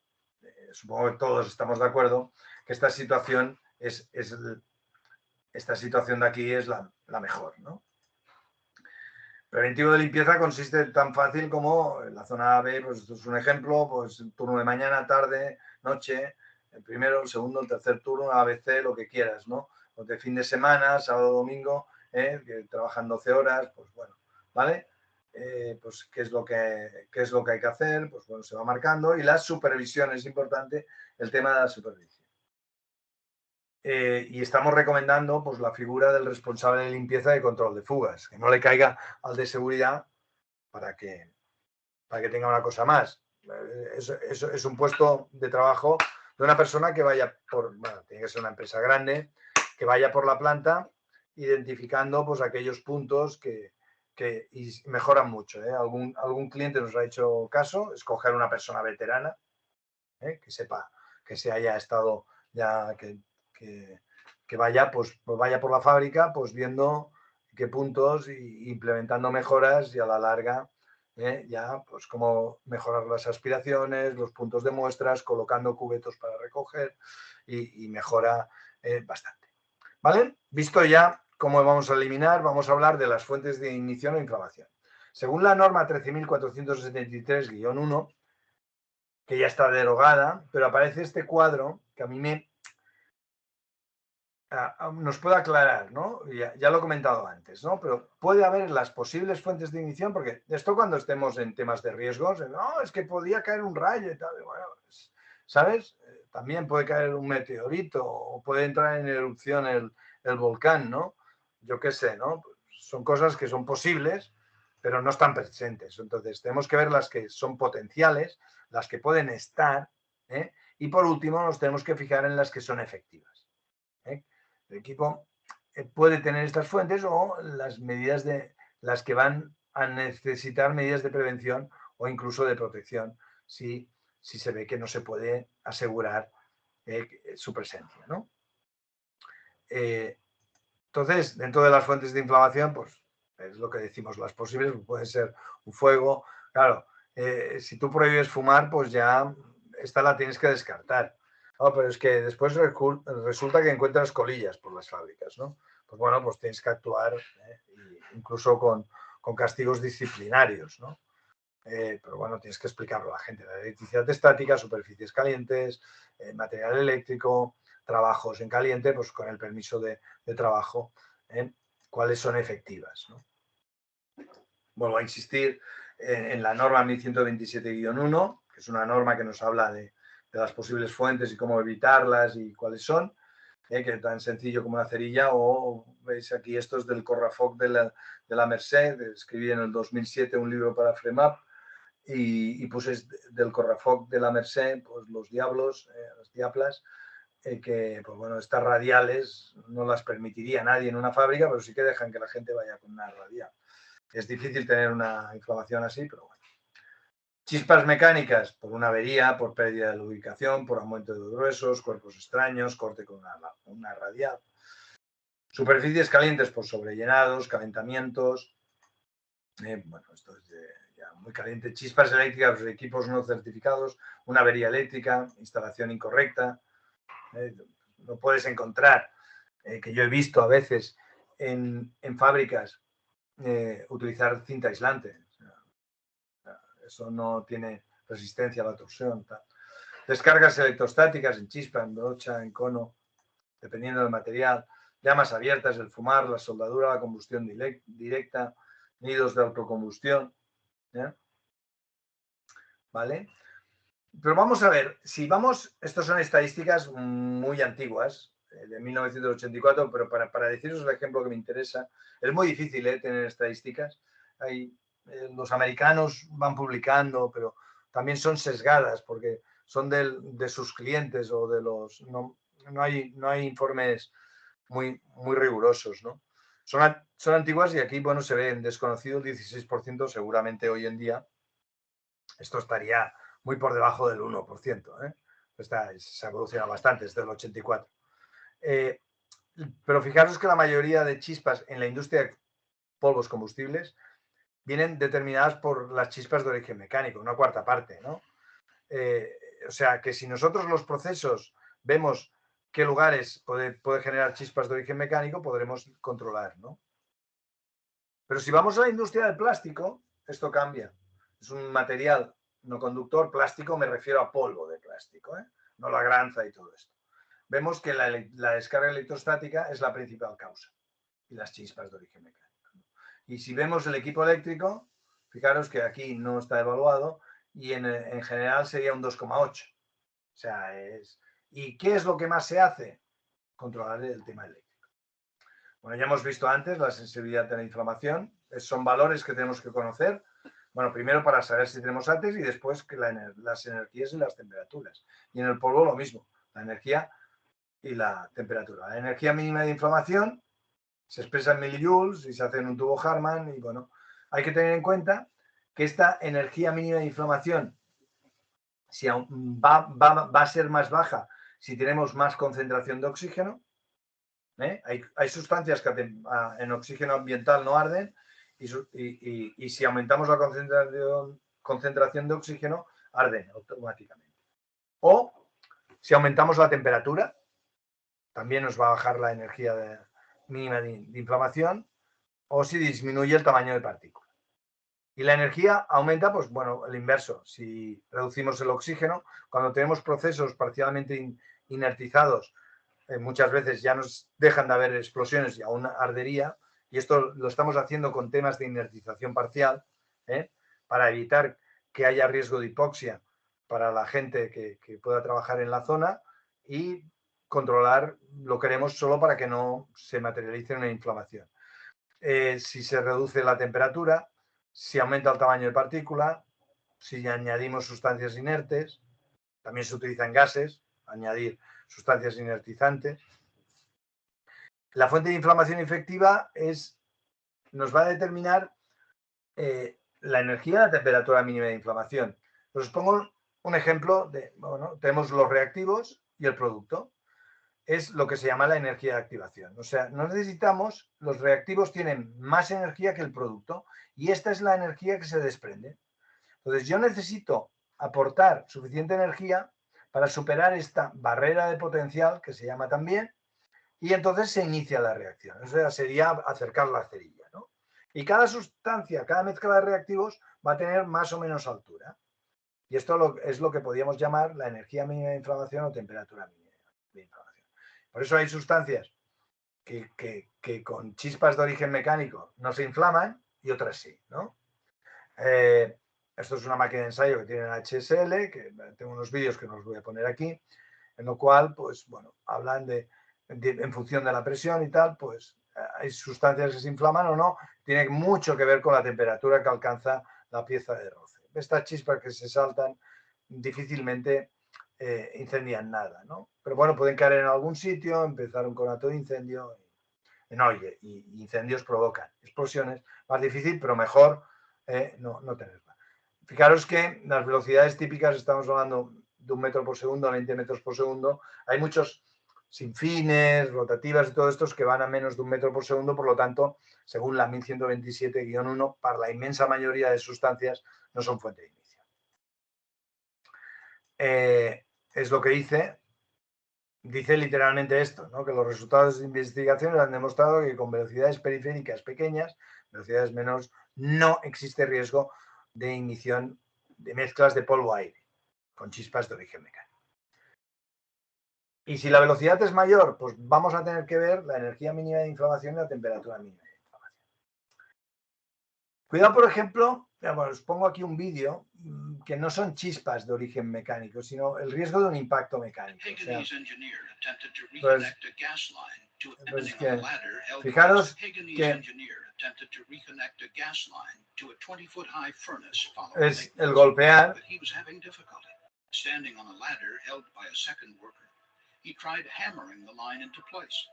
Al golpear provoca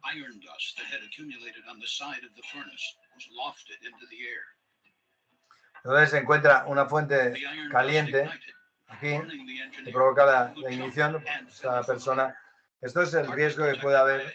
Hay otros vídeos que fallo mecánico provoca el polvo en suspensión, ¿no? Bueno, no está el vídeo aquí, quizá para la próxima lo quitaré. Vale, entonces las superficies calientes, la temperatura no tiene que superar la temperatura de inflamación. Recordaros lo que decíamos con los gases, T1, T2, T6, que la gasolina era 280 grados. Si no superamos esa temperatura, por lo tanto, no deberíamos tener riesgo, ¿no? Pero tenemos que conocerlo. Otra de las posibles causas de una explosión es un incendio, el fuego. Y para ello está la protección contra incendios.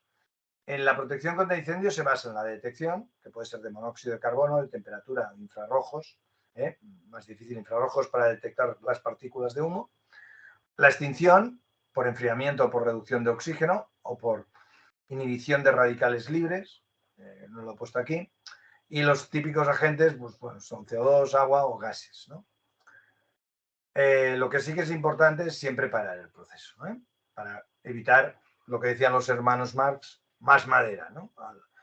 Entonces, la protección contra incendios, protección pasiva para las personas, no me extiendo.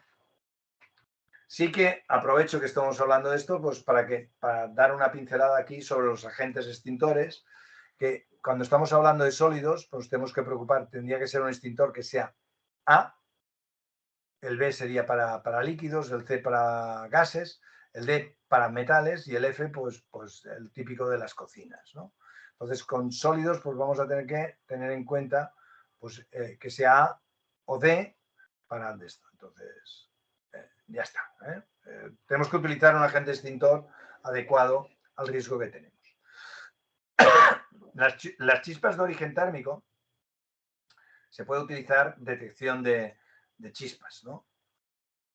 Son chispas, son partículas que se han vuelto incandescentes, que, bueno, con una detección de infrarrojos, una unidad de control y a cierta distancia, porque esto va a viajar a cierta velocidad, en función de la velocidad de la tubería, entre el punto de detección, el tiempo de respuesta y la inyección de agua se pone. Normalmente es menos de un segundo, un tercio de segundo, ¿no? Entonces, si por una conducción de polvo habitualmente se va a 20 metros por segundo, este detector se pone a 7 metros, en la extinción de 7 metros. Entonces, la partícula cuando se detecta, rápidamente se inyecta el agua, se hace con agua, con gases no, porque el agua tiene el principio, son chispas de origen térmico, tienen el principio de enfriar la partícula y extinguirla, porque el agua absorbe calor y se evapora, coge calor y se evapora y por lo tanto enfría lo que está mojando. El agua no es el mejor agente extintor para un polvo, porque fijaros, es como la lluvia, ¿no? La lluvia hace ríos y a veces si llueve poco, pues puedes tener un charco, pero después tocas la tierra y debajo no se ha mojado, ¿no?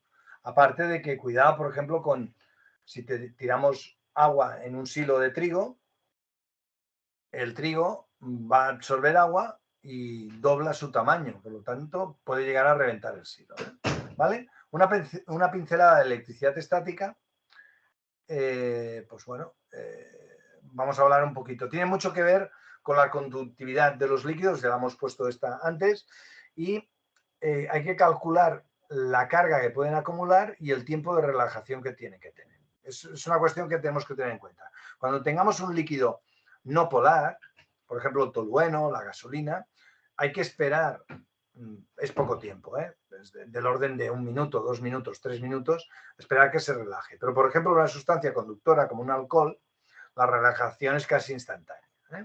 En sólidos, también la norma nos dice que debemos considerar que es una sustancia 3C, o sea, conductora, si tiene una resistividad inferior a 10 a la 3 ohms por metro.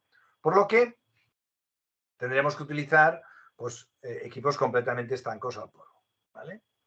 Y bueno, si no es conductor, lo típico es que sean el trigo y todo esto no son conductores, o sea, son sustancias ni tampoco aislantes. Aislantes pues sería el azufre, los plásticos, ¿vale?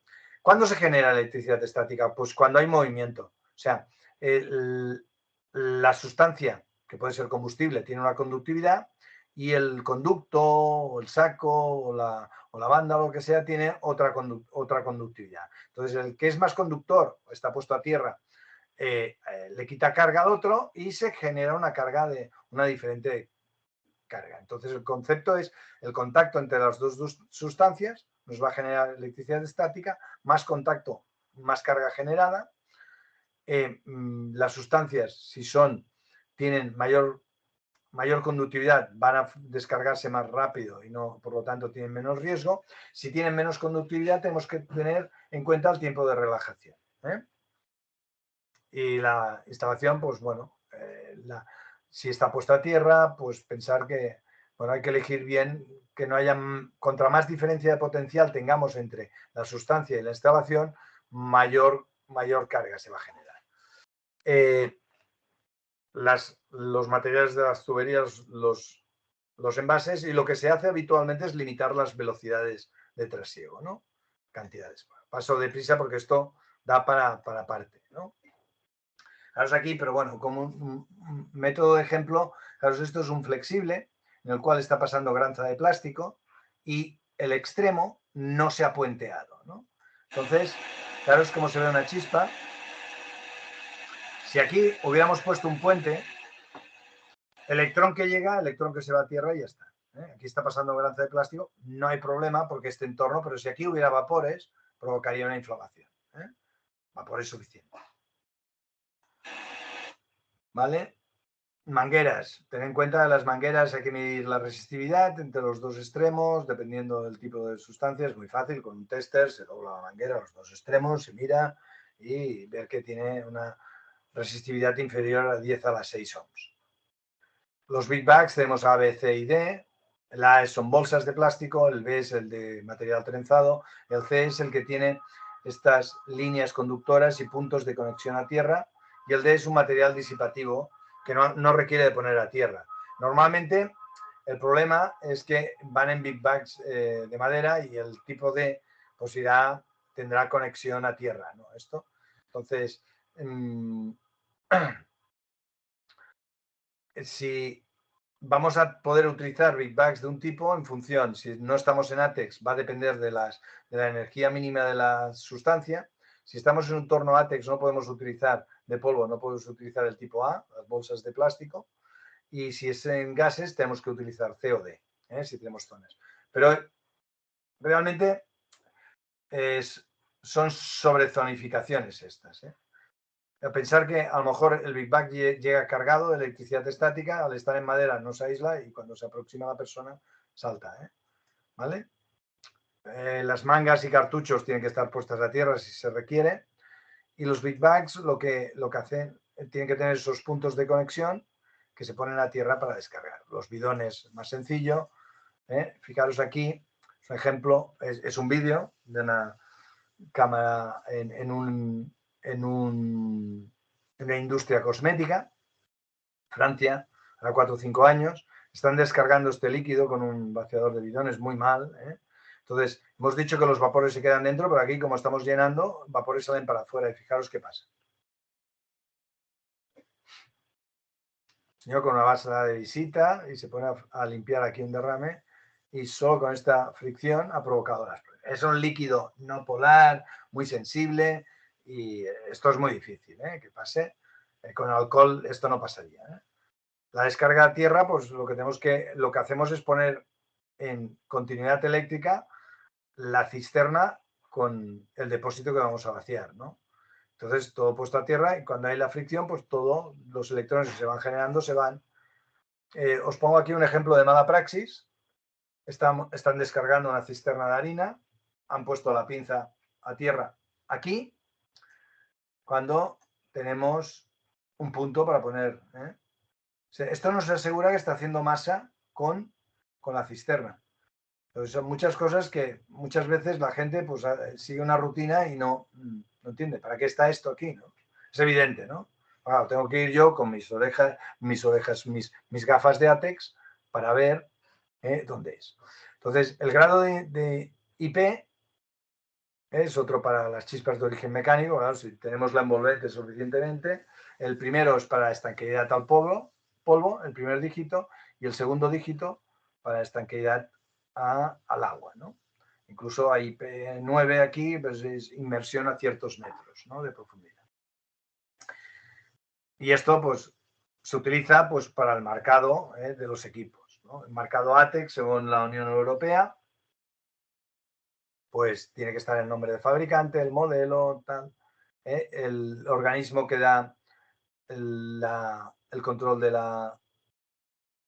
la calidad, y bueno, los marcados que habéis visto que estábamos hablando, 2CT6, o cuando estamos hablando en polvo, pues es T80, lo que ha dado aquí otras características. Y sería un equipo no eléctrico, pues lo mismo, ¿no? Pues, T4, 2B T4, 3C T135. Os he dicho que es raro tener 2B, pues aquí en este ejemplo hemos puesto 3. Bueno, esto da para varios temas. Muy bien, pues ahora vamos a entrar en medidas organizativas, un poco que creo que ya quizá esta parte aquí de las fuentes de ignición es un poco más densa y no es el objetivo, se puede entrar mucho más, pero no. Bueno, en medidas organizativas, los equipos de protección individual, que también hay un interés en que se utilice ropa antiestática. Según la norma, nos dice que en zonas 1 o 21, con sustancias de una M inferior a 3 millijoules, deberemos utilizar ropa antiestática. Pero la ropa antiestática sola no hace nada, porque nosotros, ¿dónde nos vamos a descargar? Por los pies. Entonces, tendremos que tener también un calzado que conduzca la electricidad, sea antiestático, y después tocamos el suelo. El suelo tiene que tener conductividad, tiene que estar puesto a tierra. Porque si es un suelo de madera o es una planta que tiene resinas y está suelo sucio de resinas aislantes, o tiene que estar limpio. Yo raramente encuentro circunstancias que haga falta la ropa antiestática. Bien que Repsol nos obliga a ponernos ropa antiestática cuando entramos en sus plantas. Puede ser que en algún caso, pero hay que decir, zona 1-21 quiere decir que periódicamente hay, en funcionamiento normal, hay atmósfera explosiva. Funcionamiento normal, es lo que dice la norma. O sea, esta persona está expuesta a aquella sustancia. Mirando los límites de exposición, seguro que no, seguro que no. No están expuestas. Además, las en vigilancia de la salud te dirán que no están expuestos. O sea, estas zonas 1-21 hay, pero son raras. Y en las zonas 2-22, que tampoco está la gente, por lo que os digo, porque o están ventiladas suficientemente o están limpias, no es necesario. Por lo tanto, bueno, la ropa antiestática es una ropa que tiene cierta conductividad y si quieres ser muy riguroso tienes que controlar el número de lavados, porque después de varios lavados estas fibras pueden empezar a sufrir cortes de continuidad. Y por lo tanto, muchas veces esta ropa pues, bueno, se lleva durante más tiempo del que pues, acaban no siendo disipativos. Y como no hacen falta, pues no pasa nada. El tema del calzado. Calzado, podemos tener calzado aislante, que es el que utiliza la gente que trabaja con líneas de alta tensión, pero lo típico es el calzado antiestático, el de seguridad típico, que es disipativo, ¿no? Pensar que también existe calzado conductor, que se utiliza la gente que manipula explosivos o los que trabajan en quirófanos con atmósfera enriquecida de oxígeno, sobre todo cuando operan con láser. En el punto, pues ahí pues tienen que estar muy puestos a tierra para que no se les inflame el herido, ¿no? Bueno, el operado. ¿Vale? O sea, el tema del calzado antiestático, pues está bien para que la gente no lleve carga y la descarga con ropa de algodón, para mí, da suficiente. Otra de las leyendas industriales son las herramientas ATEX. Mal llamadas ATEX algunas, porque esta herramienta de bronce o de, no sé, aleación berilio, no sé qué, no es ATEX porque no puede marcarse ATEX, pero se llama ATEX, pero bueno. Según la norma 1127-1, en su anexo A diferencian dos tipos, las que pueden producir chispas aisladas o las que hacen haz de chispas, como una rabia. Sinceramente, esto, pues en una zona ATEX a nadie se le va a ocurrir hacerlo. Y estas herramientas, no solo he visto yo una vez que le he visto sentido común, ¿no? Utilizarlas, y es en la descarga de una cisterna de GLP. El conductor llevaba una llave muy grande, así como que apretaba la manguera de descarga y la aflojaba con esta llave. Porque tú vas a dar un par de apriete con esto. Si tú vas a desmontar un tornillo que lleva 5 años en un sitio con cierta cantidad de óxido, que se ha apretado con una llave normal, se rompe la llave fija si el que lo hace lo tiene facilidad. O las llaves Allen que se van si está muy apretado. De hecho, Gas Natural utiliza herramientas normales y lo que hace es utilizar un explosímetro para detectar si hay una fuga. Porque priorizan el sellar bien, en que dar el par de apriete correcto, que no el tema de las herramientas. O sea, esto es otra cosa que es mucho más cara y peor, para mí. Pero incluso, fijaros, hay gente que han hecho el símbolo para su fábrica. Esto está sacado de una foto de una planta química real. Es más importante el permiso de trabajo. Fijaros aquí, no por el permiso, sino lo que puede pasar.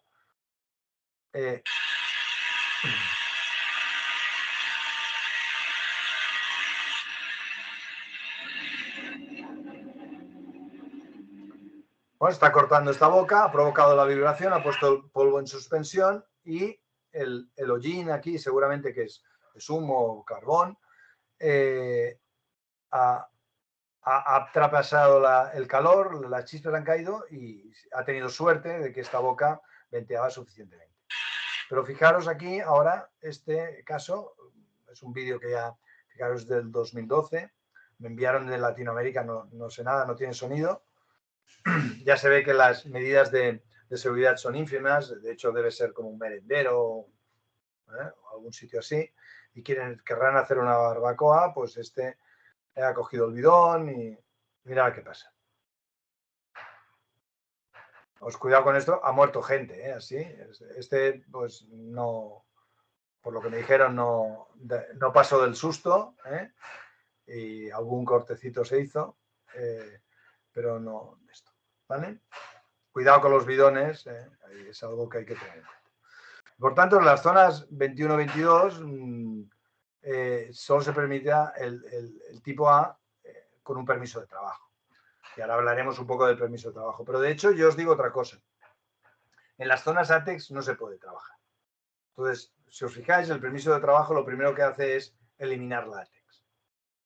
Limpiando, bloqueando para que no se vuelva a aparecer producto. O sea, esto pues lo dice la norma que, bueno, hay que utilizar, pero bueno, lo que estás haciendo es desclasificar, ¿no? Y el permiso de trabajo es lo que hace. Pensar, el permiso de trabajo tiene 3 partes. La parte de preparación, la ejecución y el cierre. No lo olvidemos, Hay que seguir, hay que hacer, o sea, hay que dejar, normalmente cuando se va a hacer un mantenimiento, hay que dejar mejor que estaba el sitio, si no, malo, ¿no? Pues a veces la preparación puede ser muy larga, de meses. Tienes que esperar que pare la línea, ¿no? Por ejemplo. Entonces, pues tienes que utilizar una serie de herramientas, los EPIs, lo que sea, personal adecuado, con formación específica, y después la ejecución pueden ser 10 minutos. Haces pim pam o 1 hora, lo que sea, ¿no? Has podido estar montando un andamio para alcanzar cierta altura, para trabajar en altura, ¿vale? El bloqueo durante la ejecución y el personal que va a estar allí. Si es un trabajo en caliente, pues tiene que haber alguien con el extintor preparado para actuar, ¿no? Porque la persona que suelda no ve más allá de la soldadura y es lo que conviene, ¿no? Pero las chispas pueden saltar, ¿no? Y después el cierre, tienes que limpiar, retirar las señales y volver al tiempo para ver que se ejecuta. Permisos, pues supongo que estáis habituados a verlos. Y solo este comentario. Cada cambio de turno hay que volver a hacer el permiso y cada vez que abandones el lugar de tarea tienes que volver a chequear que se sigue manteniendo la seguridad. Te vas a desayunar y cuando vuelves, pues vuelves a medir si tienes que medir concentración de gases, vuelves a ver si está limpio, vuelves a ver que la señal está donde está y ahora te vuelves a hacer. Y ya ni te digo si te vas a casa y vuelves, tienes que hacer un permiso nuevo. ¿Vale? La prevención de trabajos especiales, pues es evitar que aparezca esta ATEX. El polvo se ve y los gases se miden, ¿no? El polvo también se puede medir, pero los niveles de exposición al polvo son tan bajos que no tiene sentido. Y de hecho hemos visto que podemos tener una capa de polvo, podemos medir el polvo y no hay, ¿no? Y después un golpe de aire nos lo levanta. Por eso el enclavamiento es fundamental. Os voy a explicar algo de detección de gases. La detección de gases, pues tenemos las sustancias que pueden ser tema de toxicidad o tema de explosividad. Explosividad nos van a avisar al 10% del límite inferior de explosividad, pone entre 0 y 5% del metano, el metano es 4, es al 10%, y los gases tóxicos o que puedan provocar hipoxia, nos va a avisar antes de que llegue a un nivel de riesgo. Por tanto, es muy importante que esto empiece a pitar. ¿Y qué quiero decir? Que antes de entrar en un lugar que tenemos que utilizar detectores de gas, tenemos que tener una medición previa. Y otro tema importante es dónde tengo que tener este detector de gas. El detector de gas, si por ejemplo el sulfídico es más pesado que el aire, yo siempre cuando hago presenciales pregunto dónde te lo pondrías, ¿no? Como pesa más que el aire, de vez en cuando alguien digo, ¿te lo pondrías en el tobillo? Alguien te dice en el tobillo, esto me lo dijeron en un sitio. Y dices, bueno, ¿y si es monóxido de carbono? ¿Qué? ¿Te lo pones aquí? ¿Encima de la cabeza? Pues sí, no. No hay que ponerlo ni en el tobillo si respiras por los pies, sí. Que hago este chiste y así la gente. Porque lo tienes que poner aquí, en tu pecho. Porque es de donde tú vas a coger el aire. De hecho, si subes una escalera, va a subir contigo. Si te sientas, si te estiras, va a estar contigo. ¿Vale? Y para el tema de explosividad lo vas a tener que poner, si es metano, pues encima de los equipos que puedan escapar. Si es butano, lo pondrás por debajo para que detecte si hay una fuga, ¿no? ¿Vale? El uso es importante, que esté calibrado, que tenga batería suficiente, si no pita, ¿no? Tema del bloqueo también lo quiero comentar. El enclavamiento es quitar todas las energías de la máquina. O sea, yo tengo que entrar a reparar el refractario de un horno, lo primero que tengo que esperar es que se enfríe.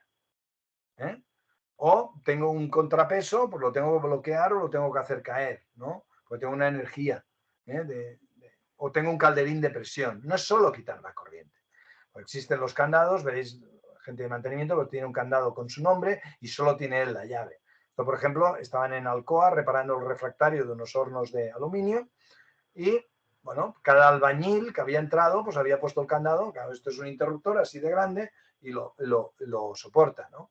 Pero, por ejemplo, en Cargill, pues pones la llave principal aquí y la gente pone candados fuera y hasta que no se quitan los candados, porque quiere decir que toda la gente ha acabado su tarea y lo ha hecho, no se accede al candado principal de desbloqueo. Por ejemplo, esto en Azucarera, en Jerez de la Frontera, pues quitan el fusible eléctrico, ponen un fusible aislante y ponen un letrero.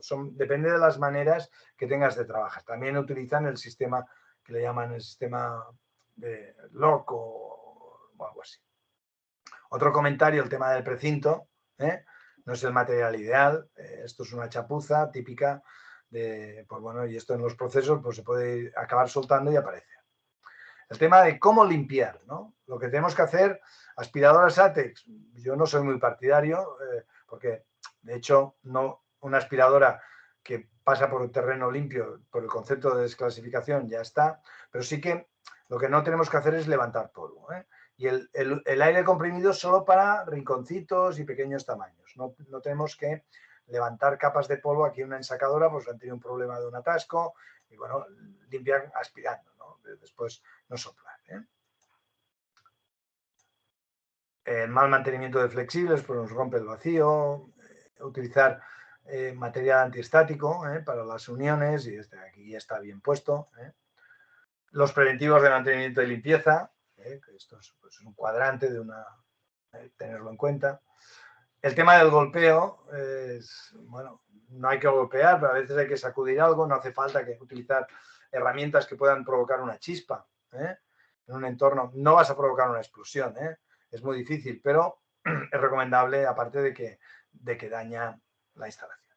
¿Vale? Y ahora, estos 10 últimos minutos, vamos a hablar de protección de explosiones. Entonces, muy rápido y muy por encima. La Kmax y la Pmax son valores que tenemos que conocer. Las técnicas que existen resistentes a la explosión, el venteo de la explosión hablaremos, y el tema del aislamiento y la supresión de explosiones. Los pasos lógicos es, 1, ya lo hemos visto, prevenir la formación de atmósfera explosiva. 2, eliminarla si llega a formarse. 3, prevenir la ignición. Y por último, proteger el riesgo residual. Estamos en este nivel, ¿vale? Os he dicho que los de seguridad, cuando trabajamos mucho no pasa nada. Pues bueno, yo desde que empecé, tengo la primera reportada en una fábrica de piensos aquí yendo hacia Tarragona, en el 95, que explotó un filtro. Llevamos 111, la última pues hace ya un mes. Pues bueno, te vas enterando de estas de las que yo me he enterado, ¿no? No están aquí las 111, empecé a contarlas aquí, pues una planta que reciclaba aluminio en Fuenlabrada, pues bueno, tuvieron una explosión, y lo reparamos y después volvieron a tener la explosión porque no era por la... veréis que muchas veces hay una explosión y la primura de producción de querer arrancar no van a eliminar a raíz el problema y tenemos un problema. Por ejemplo, aquí, 2 explosiones, una a las 10 y otra a las 12, en una fábrica de cerveza en Burgos, ya no digo el nombre. Y les explota el molino 2 a las 10 de la mañana, pues cambian de molino y a las 12 les explota el otro. ¿Qué les había pasado? Que había habido un error y la mata les llegó muy sucia. Y bueno, y esto, pues bueno, hay que atacar el problema de raíz. Aquí también lo mismo. Explota y bueno, se repara, se ponen los paneles, se vuelve a arrancar y vuelve a haber otra explosión. O sea, pues vamos a mirar bien. Se había colado un trozo de plástico en el pie del elevador y provocaba una descarga electrostática. Entonces, son casos que hay que ver por qué ha pasado para que no vuelva a pasar, ¿no? Si lo reparamos, pues bueno, aquí esta es muy potente, fue 30 y pico paneles de venteo en Lérida, y bueno, van produciéndose. Bueno, conceptos importantes a la hora de determinar. Las sustancias no explotan, digamos usted, ¿y qué estamos haciendo aquí? ¿No? Explotan los recipientes que contienen las sustancias, por lo que hemos dicho, porque la combustión genera calor, el calor hace aumentar el volumen de los gases. Si no pueden aumentar el volumen de los gases porque está en un recipiente, aumenta la presión. Y si esta presión no la resiste el recipiente es cuando explota. Y las sustancias tienen diferentes explosividades. O sea, tenemos que empezar el volumen del recipiente, la resistencia del recipiente y las características de explosividad de la sustancia. Y el tamaño de partícula, cuando estamos hablando de sólidos, nos va a afectar a la explosividad.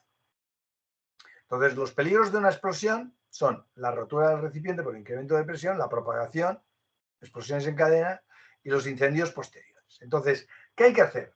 Controlar el incremento de presión y evitar la propagación aislando, para evitar los incendios parando el proceso. Pensar que hemos hablado de líquidos inflamables, pero el polvo es combustible. O sea, cuando paramos el polvo, la protección de explosiones va destinada a polvo. Los gases, hay apagallamas y tal, pero explosiones en gases no se producen, ¿eh? Entonces, fijaros aquí para que veáis la diferencia entre el Kamax y, bueno, esto al copiarlo se me ha quedado aquí. El Kamax 150, bueno, lo he copiado mal, encima no va. No os puedo enseñar el vídeo. Bueno, pues lo enseñaremos después.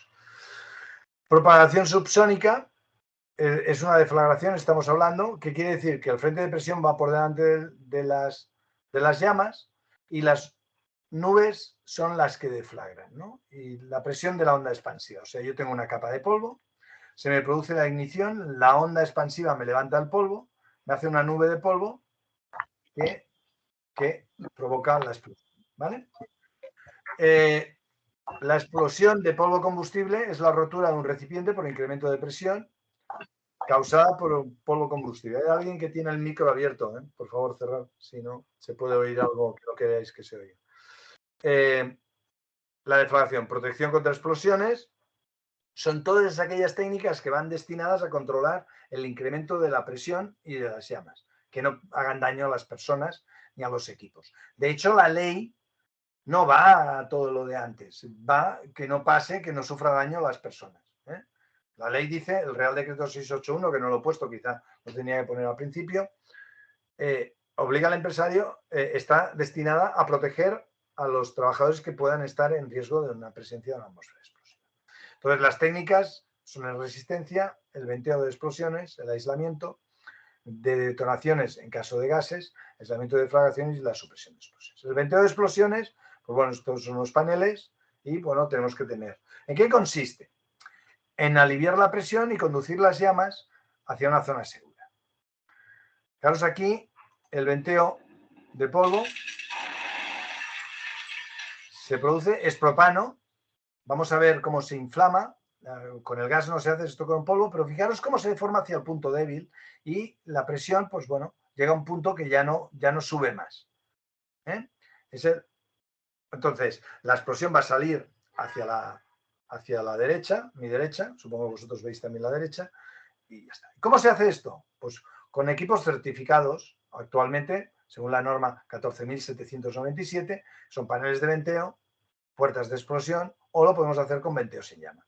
Un panel de venteo lo que hace es esto. No tiene música el vídeo porque son comerciales. Es abrir, esto es hecho en un campo de ensayos, abre y se le pide que no fragmente. Las puertas de explosión lo que hacen es abrir y volver a cerrar. ¿Vale? Y el tema de la distancia de seguridad, pues fijaros, esto es una imagen que hice yo en el 2003, ya, en el IBEXU, en la Alemania del Este, cuando explotamos, estamos certificando los paneles de venteo de una firma, ¿no? Fijaros la distancia que llegaba. Esto es un recipiente de 1.250 litros, hacía como 2 metros de largo, ¿no? Y fijaros las llamas, lo lejos que llegan. Entonces, es importante la distancia de seguridad porque, ¿por qué? Pues bueno, fijaros, aquí explotó esta criba en una fábrica de madera y quemó toda la nave. Tenía sus paneles de venteo, la criba se ve impecable, pero lo otro se quemó. ¿Por qué? Porque no paró, se ve que el fuego se metió en el filtro y bueno, y había madera por ahí, ¿no? Entonces, la distancia de seguridad, pues interesa pues orientar los paneles hacia zonas seguras y bueno, fijaros aquí cómo hemos colocado los paneles, una adecuación, porque antes caía, pues para que los camiones que pasen no reciban impacto. Pues sería diferente. O colocamos así los paneles, hace muchos años, cliente en Portugal, o pues, se puede poner una pantalla deflectora que nos reduce la mitad, las normas lo dicen, o podemos utilizar el venteo sin llamas o los conductos. Pues, por ejemplo, es un conducto de venteo ante la fabricación de una tolva que saca, en caso de explosión, saca la explosión al exterior, ¿no? O un venteo sin llamas en una tolva de malta que si explota, pues salen llamas. ¿Sabes aquí? No tiene manía de poner. ¿Sabes aquí? Con llama o solo sale polvo. Entonces es un panel de venteo con una cámara antiestática. Con una cámara antiestática, con una malla que hace apagallamas, ¿no? Abriría el panel y las llamas no saldrían hacia afuera. El detector de ruptura es muy importante en los sistemas de polvo. Hemos visto que no es, el polvo es combustible, no inflamable. A la que le paramos el flujo de aire solo quedan brasas. Otros accesorios son los conductos de final de línea. Estos, por ejemplo, de unas galerías de venteo, que según la norma tienen que romper a la mitad de la presión estática de activación, que es la presión de ruptura del panel. Y bueno, os pongo aquí dispositivos antiguos, membranas, que esto no está certificado, láminas de aluminio, puertas encadenadas, diversores con una jaula para que la tapa que sale volando no salga despedida, cierres Brixton, que lo que hacen es mantener una puerta abierta. Esto es muy antiguo, y lo típico pues ya son los paneles de venteo, para que veáis si lo contáis.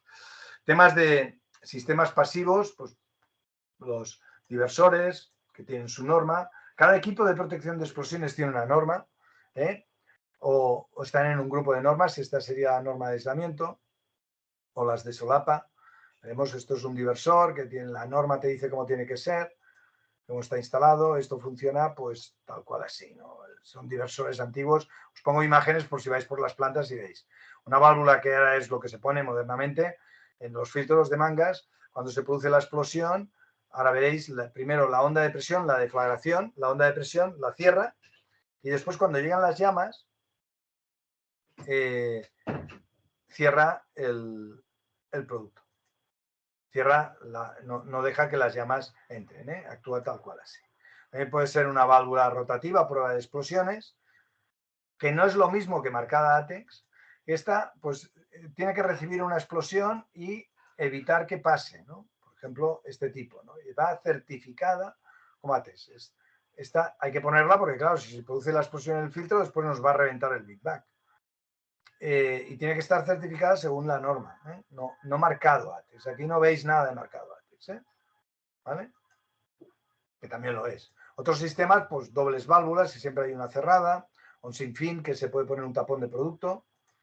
O, bueno, aquí la anterior norma de aislamiento, la 15.089, hablaba de que si poníamos 2 veces el diámetro de altura de tapón de producto con un nivel de mínimo, nos servía para... Y de hecho, es lo que se hace en los silos. Lo han quitado porque, claro, esto hay sustancias que a veces no los siguen. La supresión de explosiones son sistemas activos, que no vamos a entrar, ya son cosas más sofisticadas.